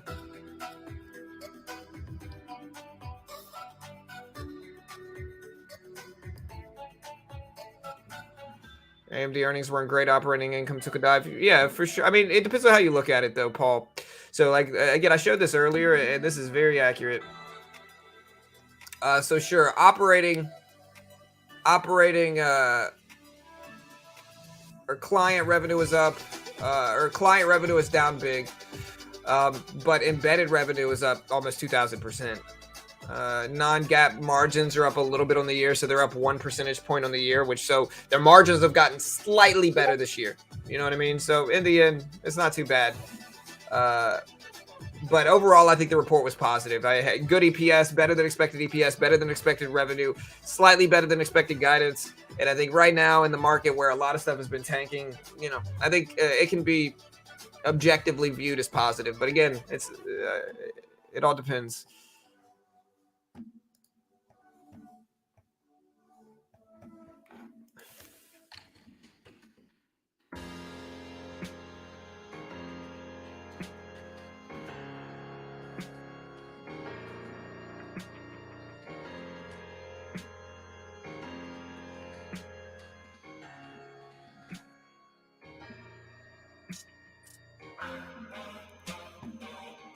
Bulls saying how market makers would never allow lower prices. Bears saying the bear trend is still here. Yeah, for sure. I hear it every day, bro. I have a very unique perspective of it because I see so many, and I'm friends with a lot of you guys. I consider some of the regulars here friends at least. And, you know, some of y'all are big bears, and that's okay. Some of y'all are big bulls, and that's okay. You know, long term, I'm a bull, and I think everybody understands that because I think the power of markets, specifically with blue chip healthy companies, is that they go up long term. And I think that's the most profound edge you're ever going to get in the market, regardless of any technicals or anybody who thinks the market's going to crash or whatever it is. I think long term the market goes up. S&P 500 does 8 to 12% a year on average, and so that's something that you shouldn't underestimate that if you want to make money in the market. And I think a lot of people do. A lot of people go chasing waterfalls instead of sticking to the rivers they're used to. You know.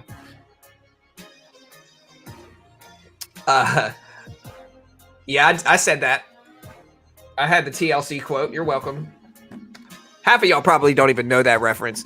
Hey, what's up, Kay? Thank you, man. I appreciate it. I see you donating. You know, Kay, thank you so much, man. All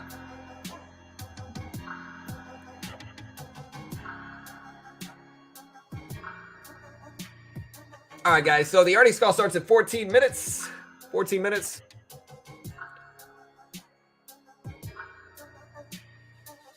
Yeah, that's how it goes, you know. All right, guys. Hey, listen. AMD earnings come out pretty soon here. Or AMC earning call starts at about 7 or 13 minutes. Thank you guys so much for helping me break 98K. We did break it. Thank you guys so much.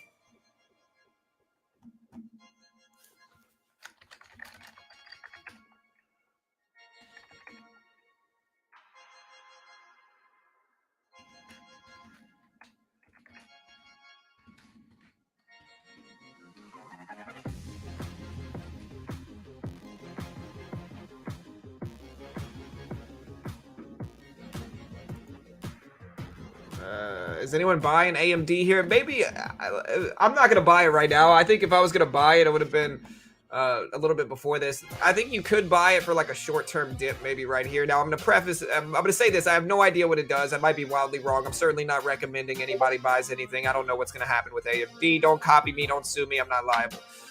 Now, with all that said, I think there's an argument for a short-term dip buy here because I think a lot of the time we're going to move up and at least test the top of the range like that. And we might come back down or we might end up breaking back up. But I think a range-bound short-term trade does make some sense for me here. But again, you know, with the earnings call coming out, you really don't know what they're going to say. I will say this. The rate hike decisions tomorrow. Google, Amazon, Apple earnings are Thursday. Unemployment and non-farm payrolls are Friday. Tomorrow we have non-farm productivity data here. So there's a lot of stuff happening over the next few days. If you are going to hold anything, again, just make sure you're not doing it because of me, because I'm not holding anything super relevant to market activity over the next few days. Too big of data. Economical data comes out over the next few days. Earnings, big echo data. And that's just a risk here. So y'all be safe. Tomorrow's going to be crazy here. And again, we're going to cover it live fully.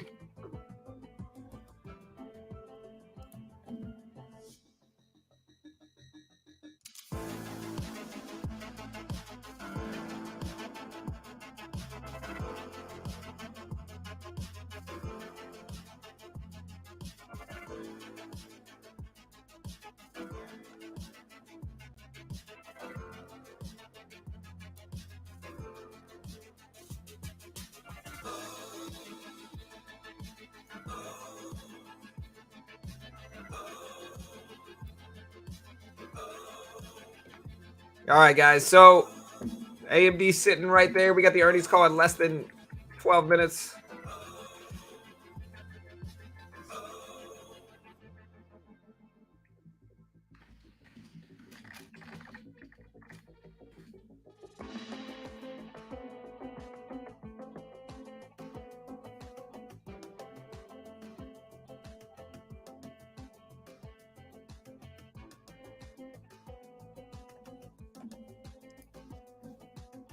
Got a 110 average with 50K. Am I with what? 110 average on AMD? Oof. I mean, whether you're screwed is relative to what your plan is, man. Okay, and so I'll be real with you. I'm gonna preface it with I have no idea what I'm talking about. I might be wildly wrong about everything. Don't copy me. Don't sue me. I'm an idiot. Okay. Now, with that said and out the way, it depends on how long you're willing to hold this. Right? I think AMD will eventually be back over 110. It might be back over there within the next couple years. But are you willing to tie up the buying power to recoup those losses is the real question. It might be sooner than that. It might be longer than that. But I think over time, AMD will hit 110 again. And so it depends on how patient you're able to be. And again, I understand it either way here. A lot of people don't have, the time to wait for that to happen here. So it depends on what you value more, your profit or the money that you can spend on other stuff, the buying power that selling would give you. And again, that's purely you. What do you guys think, chat? Let me know.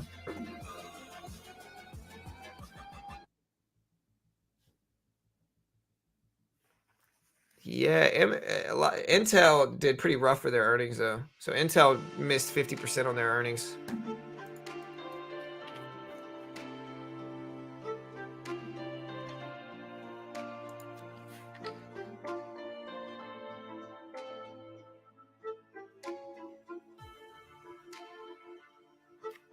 All right, guys, y'all ready? We got 9 minutes.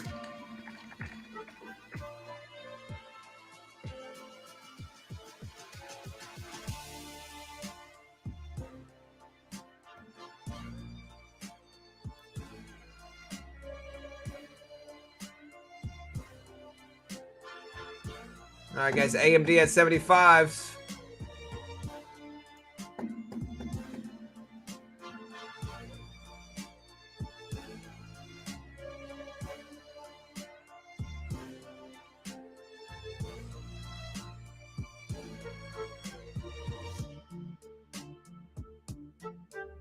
All right, AMD did break underneath 77, so it looks look at how little I know about dip buys here. I was wildly wrong, as I say I am. Once they start talking about guidance, this thing goes red. Maybe guidance was better than expected there. They posted first. Yeah, we'll put the guidance up on screen again just so you can see it. Here's the guidance. It's the only guidance AMD reported that I can see. Maybe they posted other stuff. Let me check. Yeah. The only guidance they gave was versus first quarter revenue. They expected 5 to 5.6 bill in revenue versus the analyst expectation of 5.5. Yeah, the FOMC rate hike decision is tomorrow. Again, hit that sub button. We will be.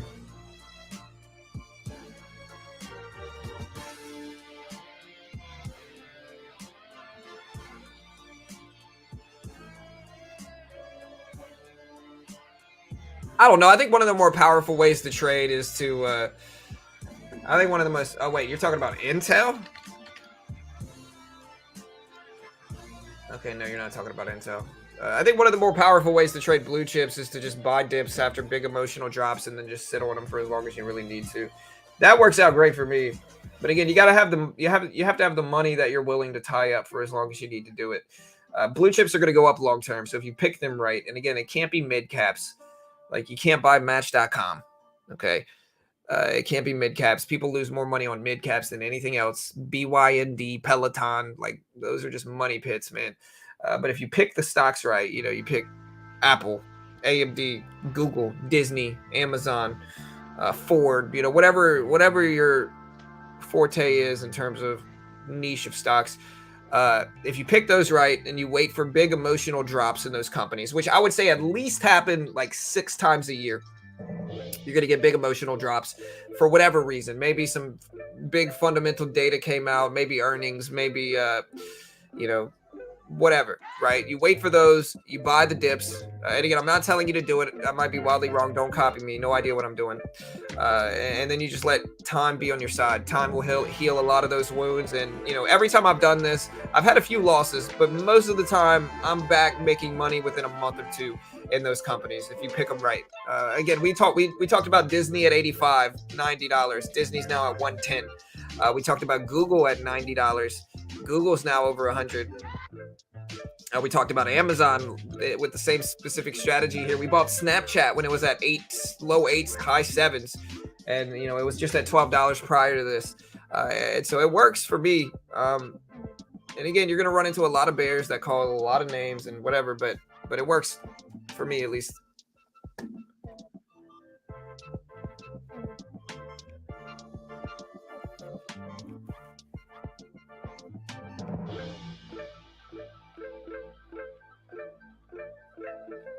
Yeah, AMD's starting to dip down a little bit. We'll see if it holds here. The earnings call will tell us something.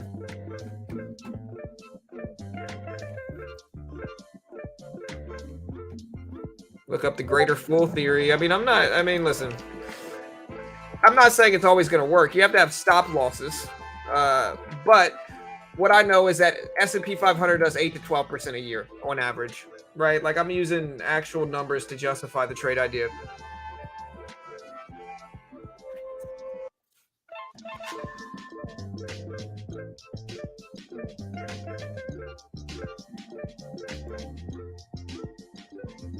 And again, you can say we're in a bubble for these companies. Like I said, you can say that, but again, the SPY over the last year is down. Apple over the last year is down. Disney over the last year is down. Amazon after the last year is down here. And so what bubble are you referencing? Y'all can make a theory that we're in some big broad bubble and that the market's going to crash and the sky's going to fall. And that's fine. But again, I'm giving you actual examples of the strategy that I use. Again, I called Disney at 85s and 90. Amazon, same thing. Google, same thing. Disney, like I said, Snapchat, same thing. And so again, there's a reason for this strategy is because most of these blue chip, and they can only be a handful of stocks. They can't be mid caps that are speculative, that are super speculative. Like they have to be blue chips that are obviously going to be around in 5 or 10 years. It's not always going to work, but in terms of percentages, I've done well over 70% accuracy with that strategy. And as long as you keep your stops tight, then, it's worked for me.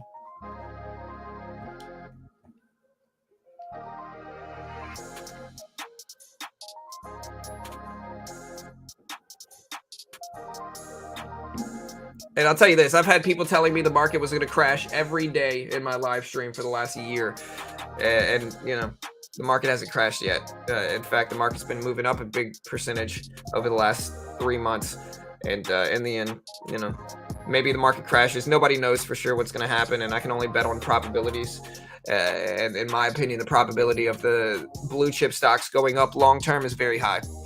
And so, it is what it is. We can all agree to disagree there. It's all love here.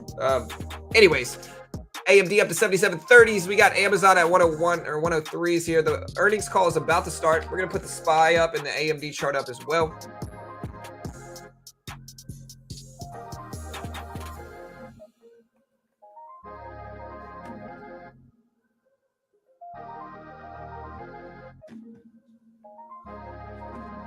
All right, guys, let's get the earnings call ready here.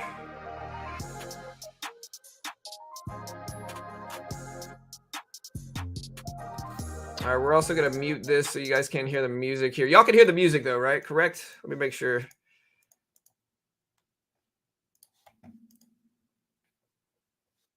All right, we are waiting on hold. We are waiting on hold for the earnings call to start. Again, y'all check out Top Step. Top Step is a funded account program for futures. They give you a demo. If you can hit the target on their demo in futures while following their rules, they fund you between 50 to 150,000. Most people are not going to be able to get funded, but these funded account programs build you into be a better trader, right? They give you a demo. They give you a profit targets. Base one is 50K, so they give you a 50K demo. It's less than 140 bucks a month. If you can hit 3K in profit on that demo without losing 2K and following the rest of their rules, then they fund you with a 90% split, the same amount. Again, most people are not going to be able to get funded, and there's no PDT in futures, but it builds you into a better trader, in my opinion. But I'm definitely biased because they are a sponsor of mine. But the earnings call starts pretty soon here. If you want to check it out, there is the link. Great way to help support the channel. They are a sponsor of my video.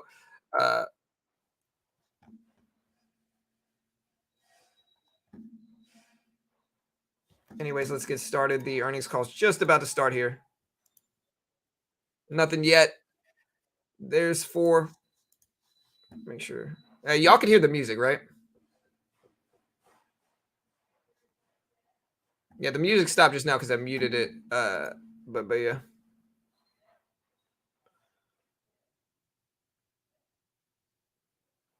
All right, still waiting, not live yet. It's not doing anything yet, so still waiting patiently here.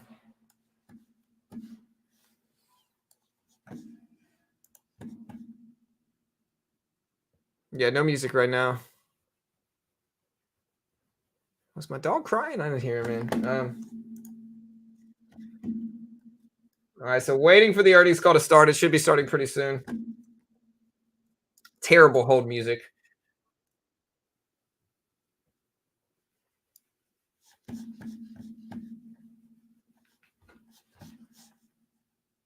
And welcome to the AMD Sound check. fourth quarter and full year 2022 financial results conference call and webcast. Sound check. If anyone should require operator assistance, please press *0 on your telephone keypad. A question and answer session will follow the formal presentation. As a reminder, this conference is being recorded. It's now my pleasure to turn the call over to Ruth Cotter. Please go ahead, Ruth.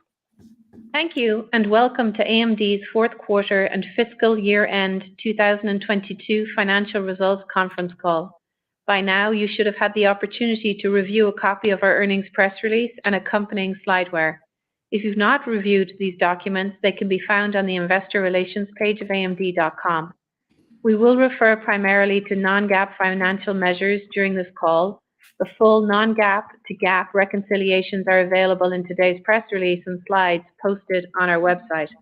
Participants in today's conference call are Dr. Lisa Su, our Chair and Chief Executive Officer, Jean Hu, our Executive Vice President, Chief Financial Officer and Treasurer, and Devinder Kumar, our Executive Vice President.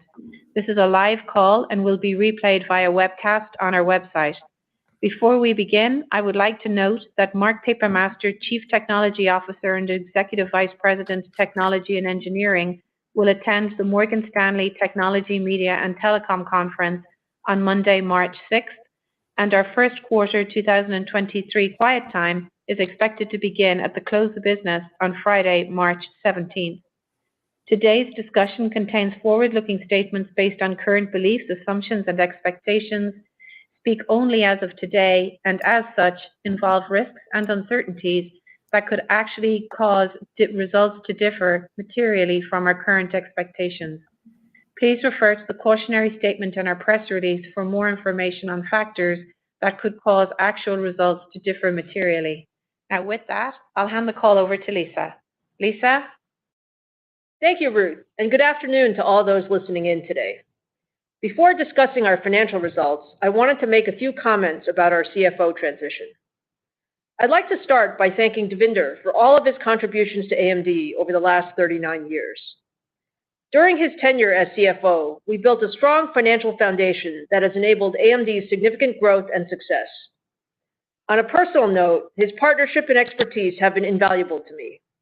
I know I speak for all of AMD when I say we appreciate all he has done for the company and wish him the best in his upcoming retirement. I also want to welcome our new EVP and CFO, Jean Hu, to our first AMD earnings call since joining us earlier this month. Jean's more than 14 years of public company CFO experience and proven track record of financial leadership make her an excellent addition to our team. I look forward to working closely with her as we continue to transform and scale our business. Now turning to the business results.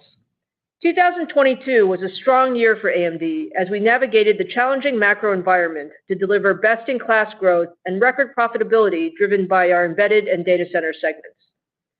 We also transformed the company. We accelerated our data center business and closed our strategic acquisitions of Xilinx and Pensando, significantly diversifying our business and strengthening our financial model as our data center embedded product sales grew from $3.9 billion in 2021 to $10.6 billion in 2022. Looking at our financial results, fourth quarter revenue increased 16% year-over-year to $5.6 billion, driven by significant growth in our embedded and data center segments, which accounted for more than 50% of overall revenue in the quarter. On a full year basis, we grew annual revenue 44% to $23.6 billion. We set annual records for revenue, gross margin, and profitability, driven largely by a 64% increase in our data center segment revenue and the strong performance of our embedded segment following our Xilinx acquisition. Turning to the fourth quarter business results, starting with our data center segment, revenue increased 42% year-over-year to $1.7 billion, led by increased adoption of our EPYC processors by cloud providers. In cloud, sales to North American hyperscalers more than doubled year-over-year as hyperscale customers continued moving more of their internal workloads and external instances to EPYC processors. EPYC processors now power more than 600 publicly available instances globally, following the launches of new AMD-based instances from AWS, Microsoft, and others in the quarter. In enterprise, revenue declined year-over-year as demand slowed based on the macro environment. Against this backdrop, we continue expanding our pipeline and closed a number of new wins in the fourth quarter with Fortune 500 financial services, automotive, technology, energy, and aerospace companies. In HPC, growing EPYC processor adoption was highlighted by the number of AMD-powered supercomputers on the latest top 500 list, increasing by 38% year-over-year. AMD now powers more than 100 of the world's fastest supercomputers and 15 of the top 20 most energy-efficient supercomputers in the world. To build our data center leadership, we launched our 4th-gen EPYC processors this past November that deliver up to 2 times faster performance in cloud, enterprise, and HPC applications, and are up to 80% more energy efficient than the competition's most recently announced offerings. We are seeing very strong customer pull for 4th-gen EPYC CPUs, which complement our 3rd-gen offerings with additional performance and capabilities. Initial cloud deployments are going very well, and we expect to ramp both internal workloads and public instances throughout 2023. For enterprise, there are more than 140 4th-gen EPYC platforms in development from HPE, Dell, Lenovo, Supermicro, and others, an increase of 40% compared to the prior generation. Now looking at our broader data center portfolio, we had record sales of our Xilinx data center and networking products in the quarter, led by strong demand from financial services companies for our newly launched Alveo X3 series boards, optimized for low latency trading. Sales of our Pensando DPUs also ramped significantly from the prior quarter, driven by supply chain improvements and continued demand. We are very pleased with the customer reception of the Pensando technology, with good long-term growth opportunities as DPUs become a standard component in the next generation of cloud and enterprise data centers. Data center GPU sales were down significantly from a year ago when we had shipments supporting the build-out of multiple Instinct MI250 accelerator supercomputer wins. In January, we previewed our next generation MI300 accelerator that will be used for large model AI applications in cloud data centers and has been selected to power the 2+ exaflop El Capitan exascale supercomputer at Lawrence Livermore National Laboratories. MI300 will be the industry's first data center chip that combines a CPU, GPU, and memory into a single integrated design, delivering 8 times more performance and 5 times better efficiency for HPC and AI workloads compared to our MI250 accelerator currently powering the world's fastest supercomputer. MI300 is on track to begin sampling to lead customers later this quarter and launch in the second half of 2023. Turning to our client segment, revenue declined 51% year-over-year to $903 million. We continued to ship below PC consumption in the fourth quarter as we focused on further reducing downstream inventory. While overall PC demand remained soft, desktop channel sell-through increased sequentially during the holiday season. We launched our latest generation Ryzen 7000 series notebook processors earlier in January, including our Ryzen 7040 CPU series that deliver leadership performance and battery life and are our first processors to feature Ryzen AI, the industry's only dedicated on-chip AI inference engine in an x86 processor. Ryzen AI is powered by the highly scalable XDNA architecture, which is the first integration of AMD and Xilinx IP, less than a year after closing the acquisition. We also launched our Ryzen 7045 series CPUs, our first mobile processors based on a triplet design that delivers significantly higher performance than the competition in gaming and content creation applications. We have more than 250 ultra-thin gaming and commercial notebook design wins spanning our full family of Ryzen 7000 series processors on track to launch this year, an increase of 25% year-over-year, with the first notebooks planned to go on sale in February. Now turning to our gaming segment. Revenue declined 7% year-over-year to $1.6 billion as lower gaming graphics sales more than offset higher semi-custom revenue. Semi-custom SoC revenue grew year-over-year as demand for game consoles remained strong during the holidays. Gaming graphics revenue declined year-over-year as we further reduced desktop GPU downstream channel inventory. Channel sell-through of our Radeon RX GPUs increased sequentially, and we launched our high-end Radeon 7900 series GPUs to strong demand based on the performance of our new RDNA 3 architecture and 5nm chiplet design. In January, we announced our first RDNA 3 mobile GPUs that have been selected to power new gaming notebooks from Dell, Alienware, Asus, and others that are on track to begin shipping in the first half of 2023. Looking at our embedded segment, revenue increased significantly year-over-year to a record $1.4 billion. We had record sales across a number of our embedded markets, including communications, automotive, industrial and healthcare, aerospace and defense, and test and emulation. In communications, we saw particular strength with expanded 5G wireless installations in India and ongoing wired infrastructure deployments with Tier 1 communications providers. Automotive growth was driven by the ramps of new forward camera, 4D radar, and infotainment wins across multiple customers.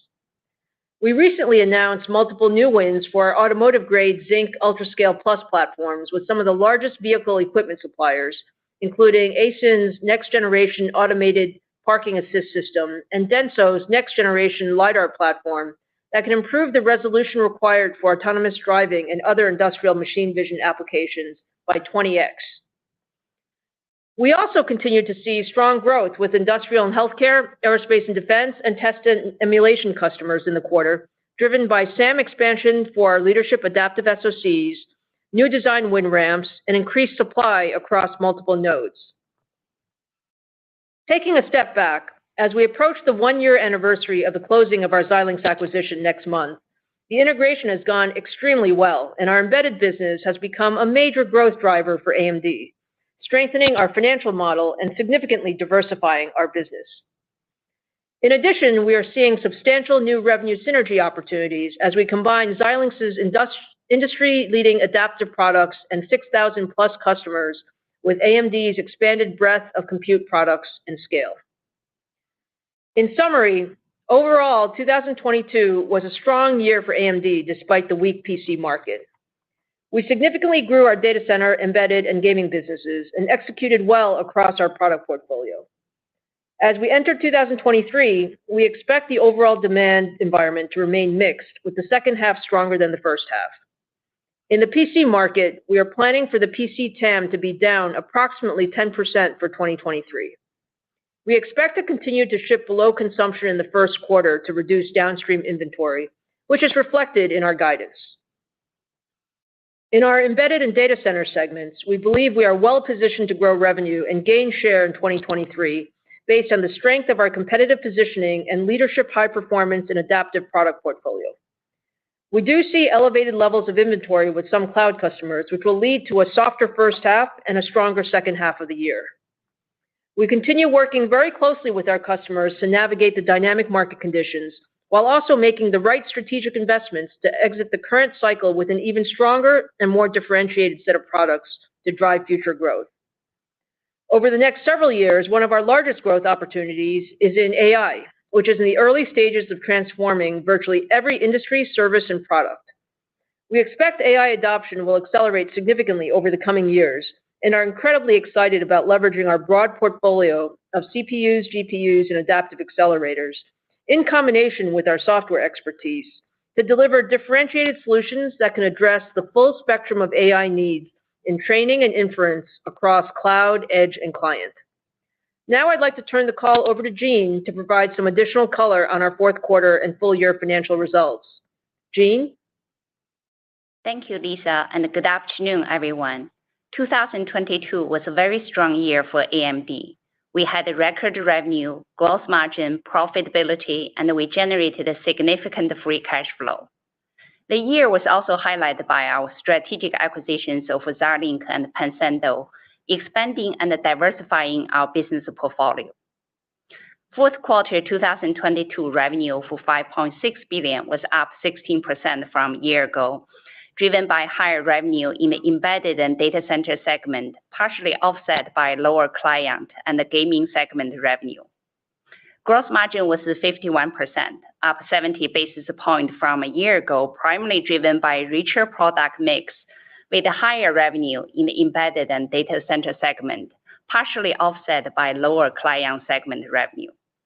Operating expenses were $1.6 billion compared to $1.1 billion a year ago, driven by the inclusion of Xilinx OpEx and additional R&D and go-to-market investments to support the next phase of our revenue growth. Operating income declined $66 million from a year ago to $1.3 billion, and the operating margin was 23%, down from 27% a year ago. Net income was $1.1 billion, flat year-over-year. Diluted earnings per share was 69 cents compared to 92 cents per share a year ago, primarily due to lower client operating income. Now turning to our reportable segment for the fourth quarter.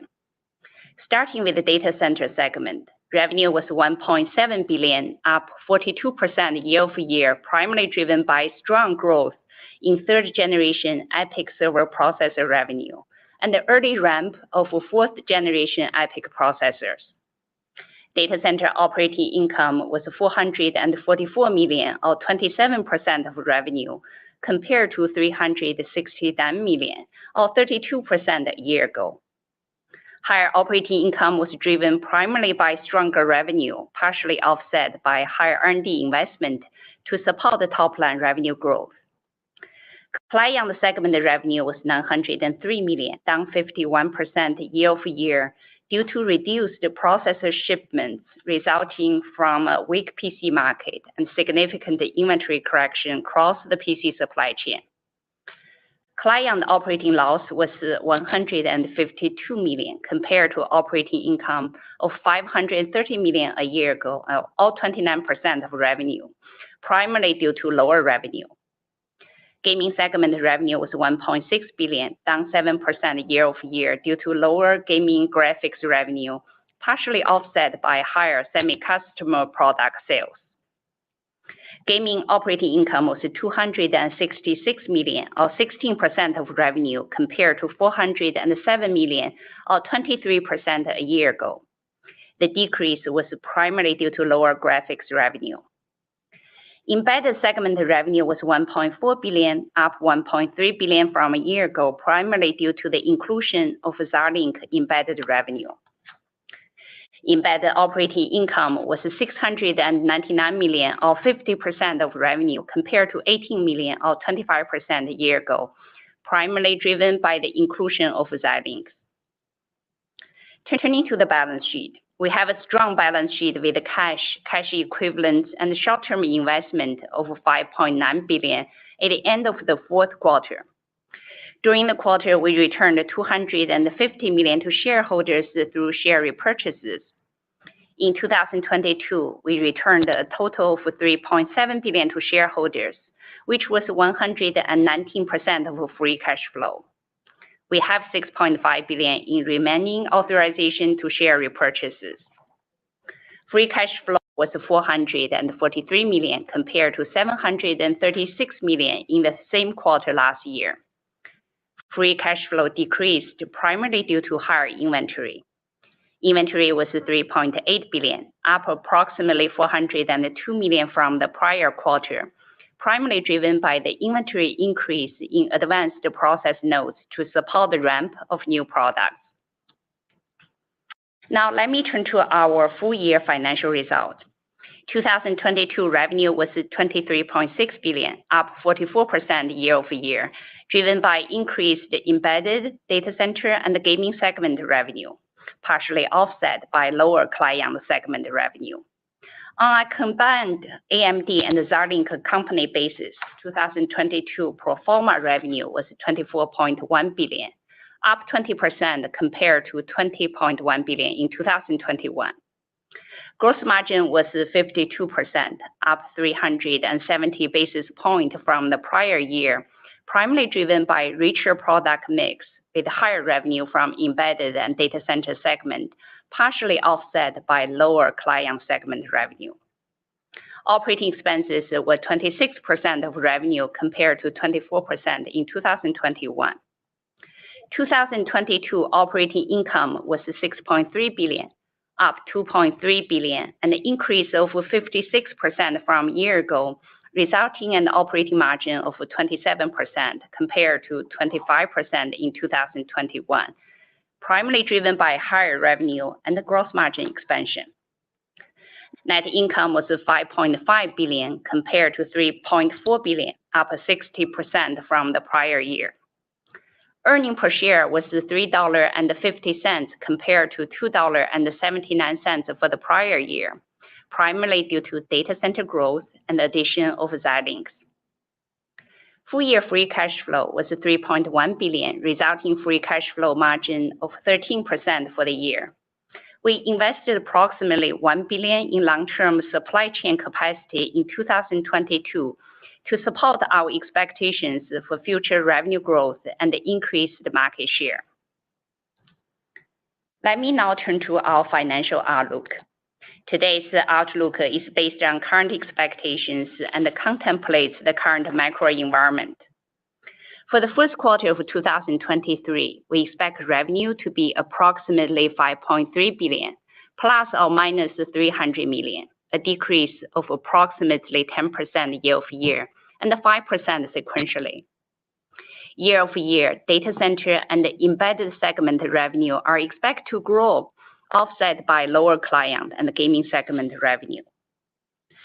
Sequentially, embedded segment revenue is expected to increase. Client and gaming segment revenue are expected to decline, largely consistent with seasonality. Data center segment revenue is expected to decline due to elevated levels of inventory with some cloud customers. In addition, for Q1 2023, we expect non-GAAP gross margin to be approximately 50%. Non-GAAP operating expenses to be approximately $1.6 billion. Non-GAAP interest expense, taxes, and other to be approximately $146 million based on 13% effective tax rate. The diluted share count is expected to be approximately 1.62 billion shares. For the full year of 2023, we're not providing specific guidance due to the uncertainty in the macro environment. However, let me provide some color. Directionally, we expect embedded and data center annual revenue to grow from 2022 based on the strength of our product portfolio and expected share gains. In addition, we expect client and gaming segment revenue to decline based on the current demand environment. We expect non-GAAP gross margin to be approximately flattish in the first half and the expansion in the second half of the year. We expect to manage quarterly non-GAAP operating expenses flat with the first quarter until we see the demand environment improves. For modeling purpose, we expect non-GAAP effective tax rate for the year to be 13%, and the diluted share count to be approximately 1.62 billion shares. In closing, we had a strong year with record revenue and profitability, driven by our leadership product portfolio and the diversification of our business. Looking forward to 2023, as Lisa mentioned earlier, we'll continue to focus on executing our long-term growth strategy while driving financial discipline and operational excellence. We believe our leadership of products, growing customer momentum, and strong financial foundation position us well for long-term profitable growth. With that, I'll turn it back to Ruth for Q&A session. Thank you, Jean. Operator, if you could poll the audience for questions now, please. Certainly. If you'd like to be placed in the question queue, please press star one on your telephone keypad. We ask you, please ask one question, one follow-up, then return to the queue. Once again, that's star one to be placed into question queue. If you'd like to remove your question from the queue, please press star two. Once again, that's star one to be placed in the question queue, and we ask you, please ask one question and one follow-up, then return to the queue. Our first question today is coming from Matt Ramsey from Cowen. Your line is now live. Yes, thank you very much. Good afternoon. First of all, congratulations, Jean, and congrats as well to Devinder. I mean, the last 5 years of the company have been remarkable, but I remember all the work you and your finance team did 6 or 7 years ago to keep the foundation stable for what's happened since. So enjoy the retirement. My first question, Lisa, is just about the drivers of 2023. You guys talked in the prepared script about all the different cross currents that are kind of going on right now versus the strength of your portfolio versus some inventory digestion in the data center space, and obviously what's going on in the PC market. But I've gotten about a zillion versions of the same question tonight, which was, do you think the company can grow for the year 2023 overall? And if you could just kind of walk us through the drivers of the business as we work through the year. Thanks. Yeah, absolutely, Matt. Thanks for the question. So there are lots of puts and takes in 2023, and we want to give you, kind of some of the drivers. Our, largest growth driver is certainly the data center. We are, very positioned well with our product portfolio.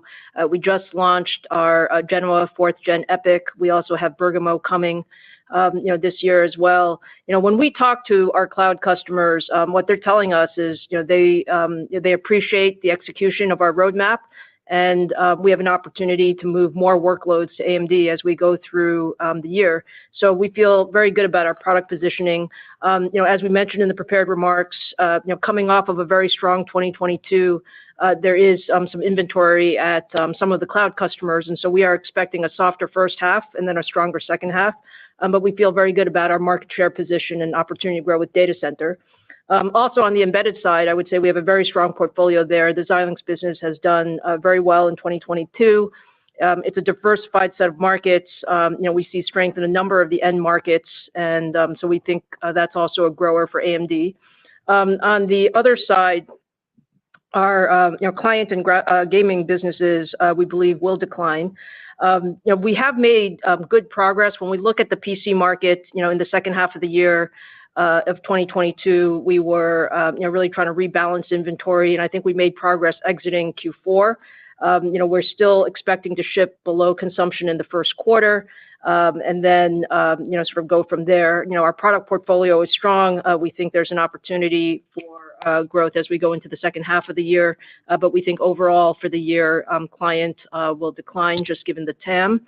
And then on the gaming segment, again, we're coming off of a very strong 2022, and so console demand has been actually quite strong. And given where we are in the cycle, we would expect gaming to be down on a year-over-year basis. But overall, I think lots of puts and takes, but we're positive on what we can do in terms of the data center and the embedded segments, given our product portfolio, and we'll watch the macro on the client and gaming and see how that plays out.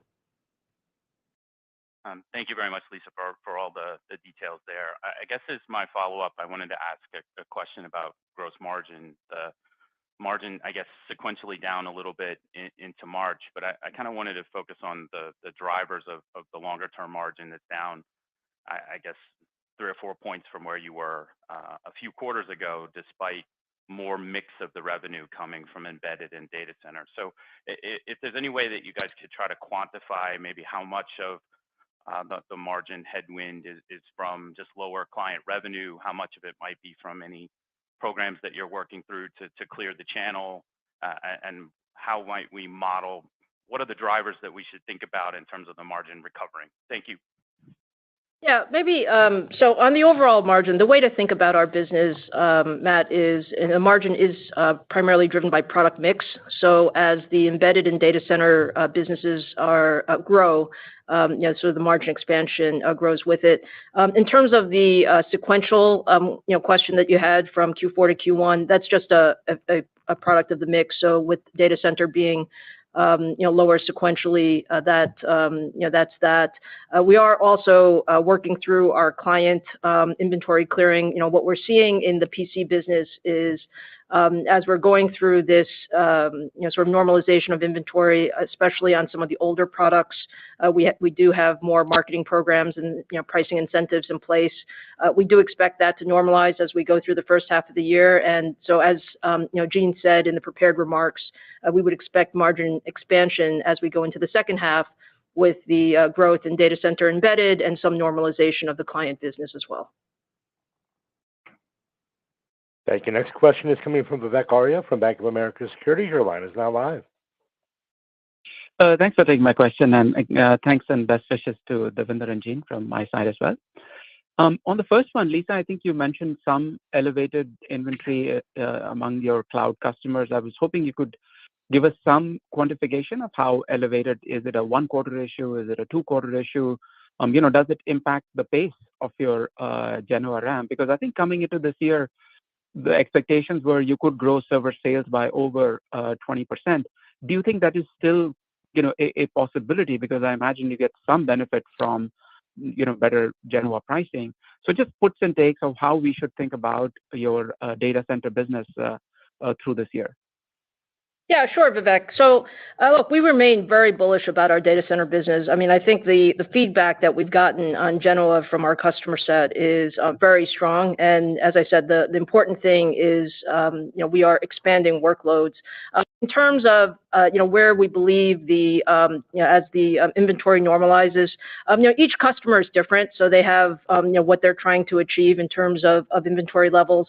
Our expectation is that sort of the first half softness for cloud, and then second half strength as that's worked through. But like I said, it's different for each customer. And then in terms of overall growth, as I said, we're very bullish on the overall growth of our data center business and the opportunity to gain share as we go through the year, and as we go through the ramp in Genoa, we do have more content with a higher core count that should also help ASPs. Got it. And then on the PC side, and also kind of as it relates to the pricing environment, you mentioned the PC TAM is could be down about 10%. But when we look at the shipments, right, from you and your competitor, they could be down as much as 40 or 50%, right, year on year in Q1. So do you think there's a possibility that the TAM assumption of just down 10% could be an optimistic one?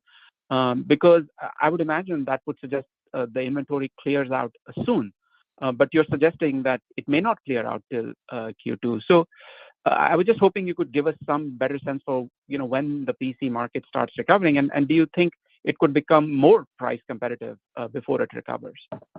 Yeah. So maybe just to make sure that we're just correlating the numbers. So My comment about PC TAM being down 10% was assuming if you take a look at sort of what IDC just published for 2022 at about 290 million units, and that's more of a sell-through TAM versus a sell-in TAM. So we have been under shipping sort of the sell-through or consumption for the last 2 quarters in an attempt to renormalize that as soon as possible.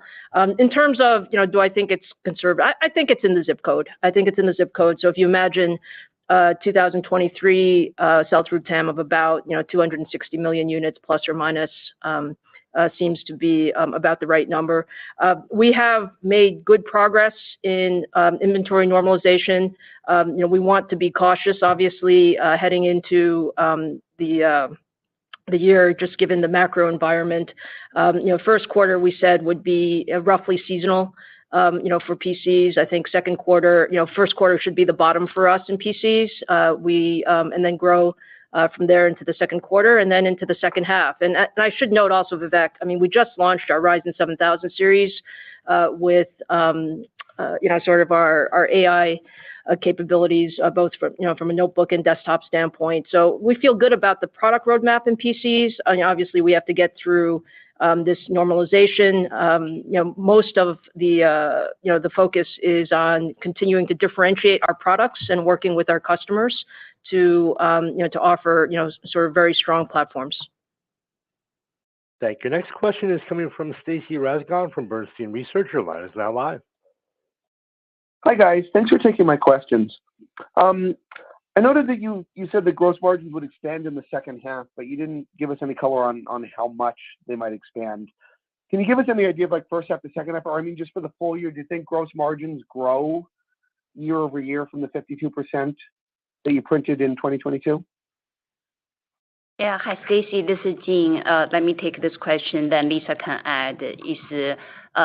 As we talk about it, it's both our embedded and data center segment have strong gross margin. So we feel pretty good about second half. We continue to have the growth of both embedded and data center segment. The major headwind we are facing is really client side. Which if you think about the gross margin, the first half of 2022 versus the first half of 2023, the major impact is from the client revenue inventory correction, which impact the gross margin in the client segment. So going into second half, the normalization of a client segment will help us to expand the gross margin. I think it really depends on how the client segment will recover. That will drive the gross margin if it's going to go back to the first half of 2022 or expand beyond that level. But overall, we feel pretty good once we normalize the client segment, our gross margin will continue to expand. So I guess to ask the question again for 2023, do you think gross margins can expand over 2022? Maybe what I would say, Stacy, is I think we've given you the puts and takes for where the margin goes. I think it depends a bit on what happens in the macro environment, but we do feel good about second half expansion, and we'll see sort of the relative recovery in macro as it relates to all of our segments. Got it. Thank you. I guess for my follow-up, maybe it follows up on that a little bit more, just around the mix. I get how data center and embedded should be growing in the second half versus the first half, but presumably client will too, first half to second half, given that you are, under shipping, sounds like by a pretty wide margin right now. How do you feel about your mix just across the 4 businesses of the second half versus the first half? Do you think your data center plus embedded mix as a percentage total revenues in the second half is materially higher than it is in the first half? Or could it even be, not that different at all, given the potential growth that you might see just from the channel normalization in client? Yeah, I think the way to think about it is I think our data center growth in the second half versus first half, we expect that to be significantly stronger. As it relates to client, we would also expect it to be stronger. Again, depending a bit on macro and sort of how the TAM actually evolves. I think for the embedded businesses, I would say that we expect to grow over the full year 2023 versus 2022. What we see right now is a fairly strong backlog and good visibility into the first half of the year. I'm not ready to say that embedded will grow in the second half versus the first half, though, because we're coming off very strong growth already. And so I think those are the puts and takes. Thank you. Next question is coming from Toshiya Hari from Goldman Sachs. Your line is now live. Hi, good afternoon. Thank you so much for taking the question. Lisa, the pushback that we often get is, AMD is doing really well, gaining share, but you're gaining share in relatively mature markets. And, when it comes to AI, you do have a strategy, but you really haven't shown, the products yet, if you will. You talked about, how you have CPU, GPU, FPGA, and Pensando, and you're shipping samples of MI300, I guess, later this quarter and potentially launching in the second half. At what point do we as analysts and investors start to see, your AI strategy materialize in the P&L and your profitability, if you will? Yeah, thanks for the question. We believe that AI is a huge driver of compute growth, and given our portfolio, it should be a driver of our growth as well. I think if you think about the product sets that we are putting sort of AI content in, you should expect MI300, of course, on the GPU training side. We just launched Ryzen AI in our PC portfolio. You can expect additional AI acceleration coming in our server portfolio as well. So you're going to see AI broadly across our roadmaps. In terms of when we've talked before about sort of our data center GPU ambitions and the opportunity there, we see it as a large opportunity. As we go into the second half of the year and launch MI300, sort of the first user of MI300 will be the supercomputers or El Capitan, but we're working closely with some large cloud vendors as well to qualify MI300 in AI workloads, and we should expect that to be more of a meaningful contributor in 2024. So lots of focus on just huge opportunity, lots of investments in software as well to bring the ecosystem with us. That's very helpful. And then Lisa, as my follow-up, had a question on profitability in your client business or your PC business. I think a year ago, margins were really high. Supply was relatively tight. Since then, with the inventory correction and perhaps a little bit more competition, your profit margins are down. You talked about the first half of this year still being sort of in digestion mode, and then in the second half, things normalizing. But would it be realistic to assume your gross margins in the client business return to first half 22 levels, or in hindsight, margins back then were perhaps you were over earning in that business given the environment? Thank you. Yeah. Sure. So I think on the client, segment, it's fair to say that, we believe, given where we are with, the client, inventory levels, the first half will certainly be lower. We expect some improvement in the second half, but in terms of, overall, margin, we expect that, the client business will be below the corporate average, and that's how we're modeling the client business. Thank you. Next question is coming from Aaron Rakers from Wells Fargo. Your line is now live. Aaron, perhaps your phone is on mute. Please pick up your handset. Yes. Thank you for taking the question. I guess the first question is, going back to the data center piece of the business and specifically around the ramp of Genoa.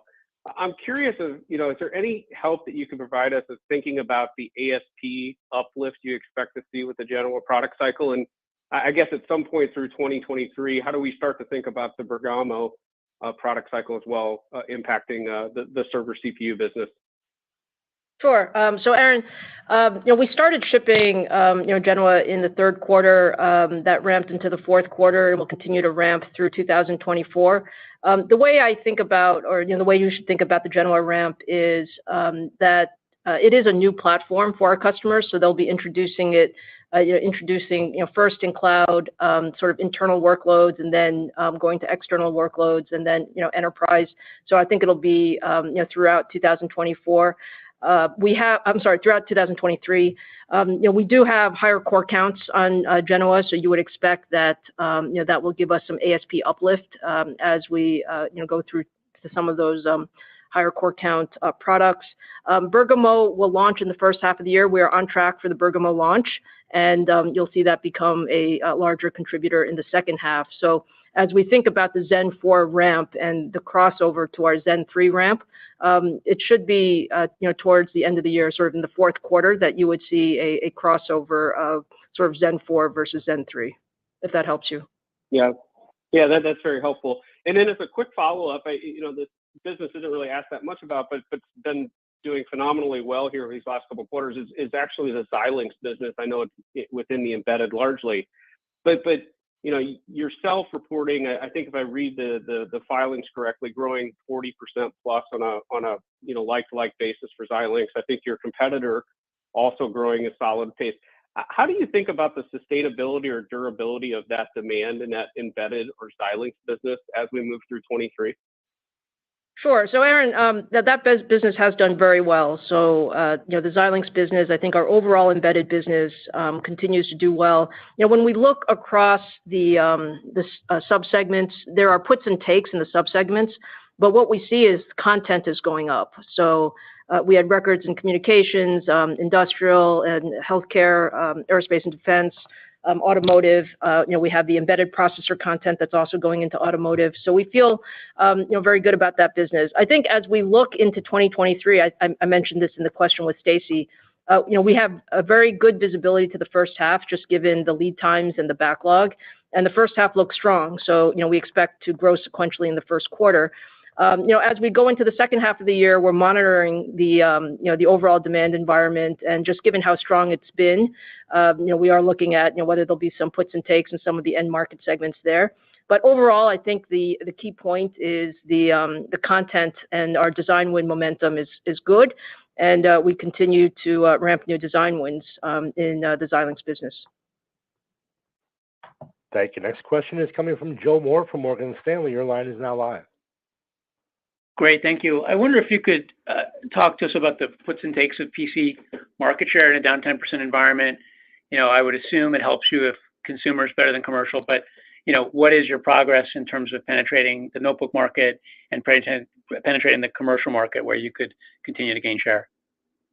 Yeah, Joe, we view that the opportunity. So first of all, I would say that in general, the PC market share numbers are probably a bit noisy right now, just given all of the sell-in, sell-through, and the inventory dynamics that are being worked through. Actually, in the fourth quarter, we believe we gained a little bit of share in the PC market. As we go forward into 2023, we think our product portfolio is very strong. As we look at Ryzen 7000 and where it goes and where we are positioned in the commercial as well as the high-end consumer segments, we're not changing our strategy on PCs. A few years ago, we really focused on sort of the more premium segments. We have, less penetration in the low end, which I think is helpful. And as we go forward, we're continuing to focus on commercial PCs and, getting a larger footprint in there. I will say the enterprise work that we're doing on the server side, I think links very well to the commercial PC work. And, we're continuing to invest in sort of the sales and marketing resources to ramp that side of the business. Great. And then going back to the Genoa question that was asked a second ago, that, as you are in this kind of budget-conscious environment, you're introducing a chip and a system that has pretty high platform costs. Does that slow the adoption at all? It seems like people, and your competitors dealing with some of the same issues. Just how does the current environment affect the rate at which Genoa would ramp? Yeah, I would say, Joe, the total cost of ownership benefit of Genoa, particularly in some of the larger cloud workloads, is very, very significant. So I wouldn't say that that's necessarily slowing the pace of adoption. It is a new platform, though. So if you think about, when we went from Rome to Milan, it was, basically similar platform. So I would say that ramp was a bit faster. But as it relates to Genoa, we had always expected that Milan and Genoa would coexist through 2023. and that we would have, we still have Milan instances that are just ramping now, and we expect that will continue through 2023. And so, I really view this as the natural thing when we introduce Genoa at, sort of the higher core count, that both will coexist. And, as some of the platform costs come down, you'll see, the Genoa cut over, and that's what I mentioned towards the fourth quarter of 2023. Thank you. Next question is coming from Ross Seymour from Deutsche Bank. Your line is now live. Hi, everybody. Thanks for letting me ask a question. And Jean, congrats on the new job. Lisa, I was hoping you could give a little bit of sequential color to just size the magnitudes of the three segments that are going down in the first quarter and then embedded going up. And really what I'm getting at there is, in an answer to a prior question, you talked about the mix being a headwind to gross margin. And I think, Jean, you cited data center dropping as a percent of the mix. So just trying to get the magnitudes of just how much data center has to drop to make that outcome on the mix side be true. Sure, Ross. So let's see. We said the client and gaming segments would be, seasonal. So you would expect that the data center would be more than seasonal. So maybe to help you size that, think about the data center sequential drop as double digit, whereas the client and the gaming segments are more like single digit. If that helps. Yes, it does. And anything similarly on embedded, is that kind of up single digits? Oh, yes. Yeah, embedded will grow sequentially single digit. Yeah. Got it. Sorry for the nitpicky question. A bigger picture one for you then, Lisa, on competitive intensity. On one hand, I could see that the total cost of ownership benefits of these products, multi-core, better performance, et cetera, could lead to higher ASPs, whether you're talking about the data center side or your client business. On the other side, competitive intensity and overall demand is weaker. And at some point, you might even get deflationary costs on the foundry side of things. Can you talk a little bit about the pricing environment given those somewhat contradictory pressures? Sure. So maybe let me separate data center and client because they're a little bit different. I think on the data center side, we do see that in general the performance, the power performance, the total cost of ownership, selling the solution is the most important piece of it, because the solutions are actually quite different in terms of what you can do between sort of fourth gen EPYC and sort of other solutions. The environment is always competitive, but we feel very good about the overall value proposition that we bring to both cloud and enterprise customers. I think on the client side, we've said for the last couple of quarters that the pricing environment is more aggressive. I think that normally happens when the industry is working on rebalancing. I think we're working on rebalancing. Our OEM partners are working on rebalancing. The retailers are working on rebalancing, and so there are more incentives and a more aggressive pricing environment. I view that that's primarily on, let's call it older products, let's call it previous generation products.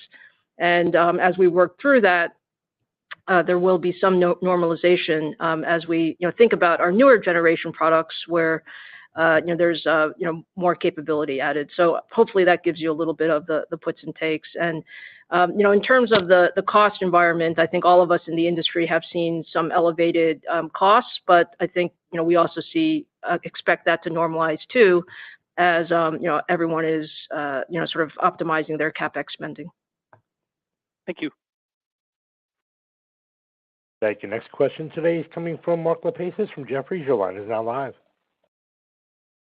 Hi, thanks for taking my question, and congrats to Jean on the new seat. Two questions, if I may. First, on the PC side, can you give us a sense of about roughly how far under consumption you believe you're shipping on the PC side, either in Q4 and Q1? And Lisa, correct me if I'm wrong, I thought I heard you say in an answer to an earlier question that you expect the PC client business to grow into the second quarter. So is that suggest that 1Q you think is the bottom on the PC? And then I had a follow-up. Thank you. Sure, Mark. So the second question, yes. We do believe the first quarter is the bottom for our PC market, for our PC business. And we'll see some growth in the second quarter and then, a seasonally higher second half. In terms of the undershipment, I mean, I think we undershipped in Q3, we undershipped in Q4. We will undership to a lesser extent in Q1. So I think you can infer that from our guidance of single digit down, and then we'll be back to a more normal environment. Now, just as a reminder, though, the first half is usually a seasonally weak client time anyways. So we would expect more lift in the second half, not so much in the second quarter. Gotcha. Okay, that's very helpful. Thank you. And then a follow-up, if I may, on the, China's lifting, as they're lifting the COVID restrictions, I guess, I would imagine that you would expect that ultimately at some point to translate into higher demand. And I'm wondering if you just kind of share with us your thoughts about how that might play out. And could you remind us, to the extent that you can help us understand the risk to the supply side for you in the event that the COVID spreads rapidly as they lift the restrictions and impacts what you have on the supply side there. Thank you. Sure, Mark. So we've done a very good job in our supply chain in terms of risk mitigation. So we have we don't believe that we have a significant risk as it relates to COVID future outbreaks, if there are any. As it relates to China recovery, I think we would benefit from a China recovery. It's very difficult to call. I mean, we've seen, certainly in our data center business, we saw in the second half of the year and last year in the first half of this year that the China data center business has been weak for us. If there was a recovery, I think we would benefit from that. Similarly, some of the other consumer patterns as well, but it's very difficult to call. So we put that in the bucket of macro uncertainty, and we'll see how it plays out. Operator, we'll take 2 more questions from 2 callers, please. Certainly. Our next question is coming from Chris Danely from Citi. Your line is now live. Great. Thanks, ladies. Congrats on being the first all-female CEO, CFO team in Semi's. Long time coming.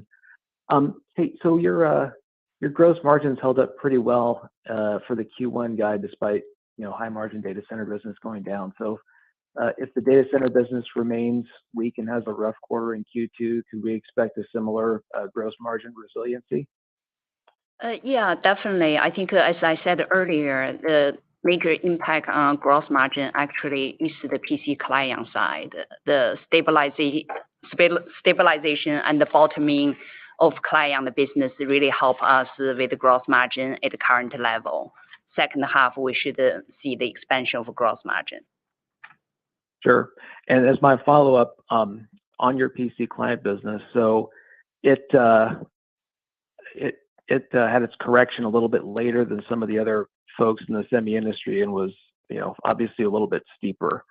Can you talk about why that happened and, why we should or should not expect that, or could that happen in the data center business as well?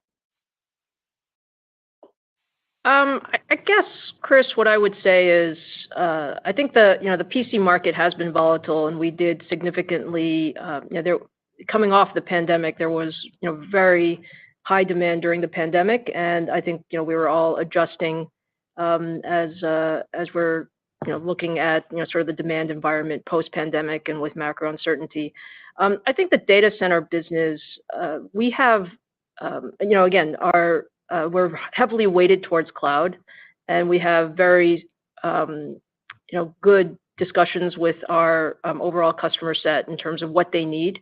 I think what's going in our favor in the data center is our workloads are expanding. And so, we've heard from all of our cloud customers that, they're adopting both Milan and Genoa in more workloads than previous. And so I think that gives us, good confidence. And frankly, the data center customers are also giving us, good visibility into what they need for 2023. So there is an adjustment in the first half, and I think that's something that we understand, and we also expect that we're going to have to ramp up production in the second half as some of the demand resumes. And I think the overall factor of compute in the cloud being very important long-term driver is definitely there. So we feel good about sort of where we're positioned.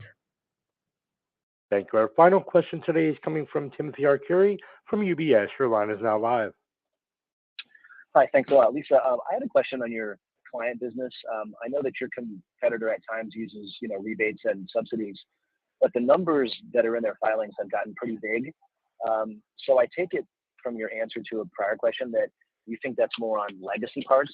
I guess I'm just kind of wondering what changes or, impact that's had on your business. And, I continue to hear these, worries that it's going to have some lasting effect on your share and, particularly on your margins. Thanks. Sure, Tim. So maybe let me make a couple points. I think all of us, as we participate in the PC industry, there are various parts of the ecosystem that we work with. We work with our OEMs, we work with our retail partners, we work with our distribution and channel partners, and we're all working together to work through sort of the elevated inventory levels. As I said, I think we've made good progress on that, and I think we have much better visibility into the various pieces as it relates to the pricing environment. I do believe that the pricing environment is, particularly when you're clearing older inventory or older generation products, is a bit more competitive, and we see that. As we look forward, the way we're modeling the client business is that we are modeling gross margins to be less than corporate average.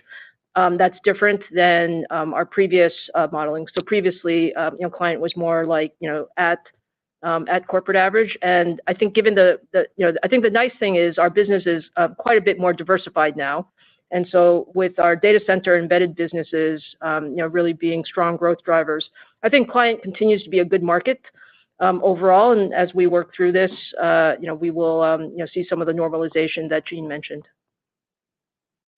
Thanks a lot, Lisa. And then I guess just as the last thing, you went through some puts and takes on the different pieces for the year, but I just wondered if I could just get you to kind of give a bias for what you think that revenue for the year is the bias. It sounds to me like the bias is more up than down, but I just wanted to give you a chance to maybe confirm that or not. Thanks.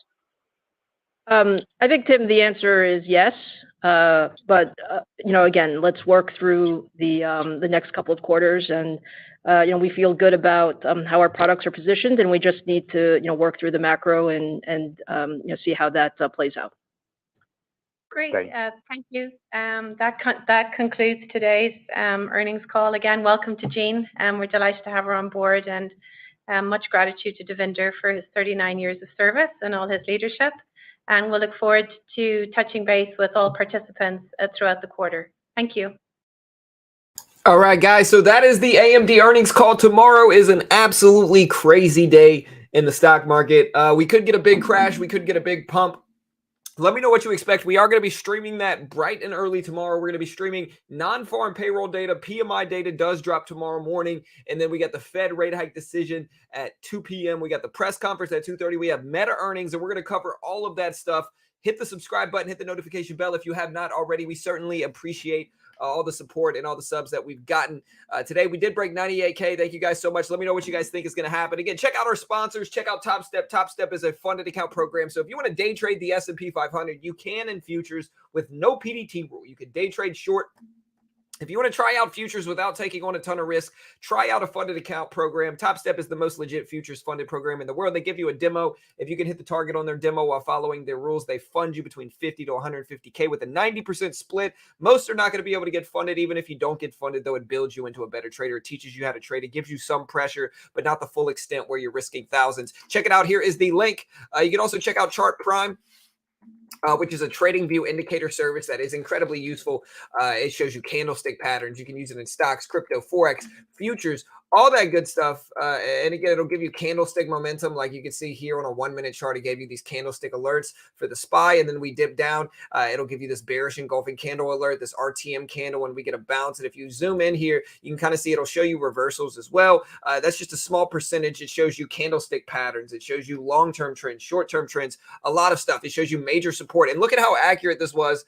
You see possible reversal up, rip, possible reversal down, drop, possible reversal down, drop, RTM candle, bounce, major support. We bounced directly off of it. And so check it out. It's pretty cheap as well. I'll put that link up in chat.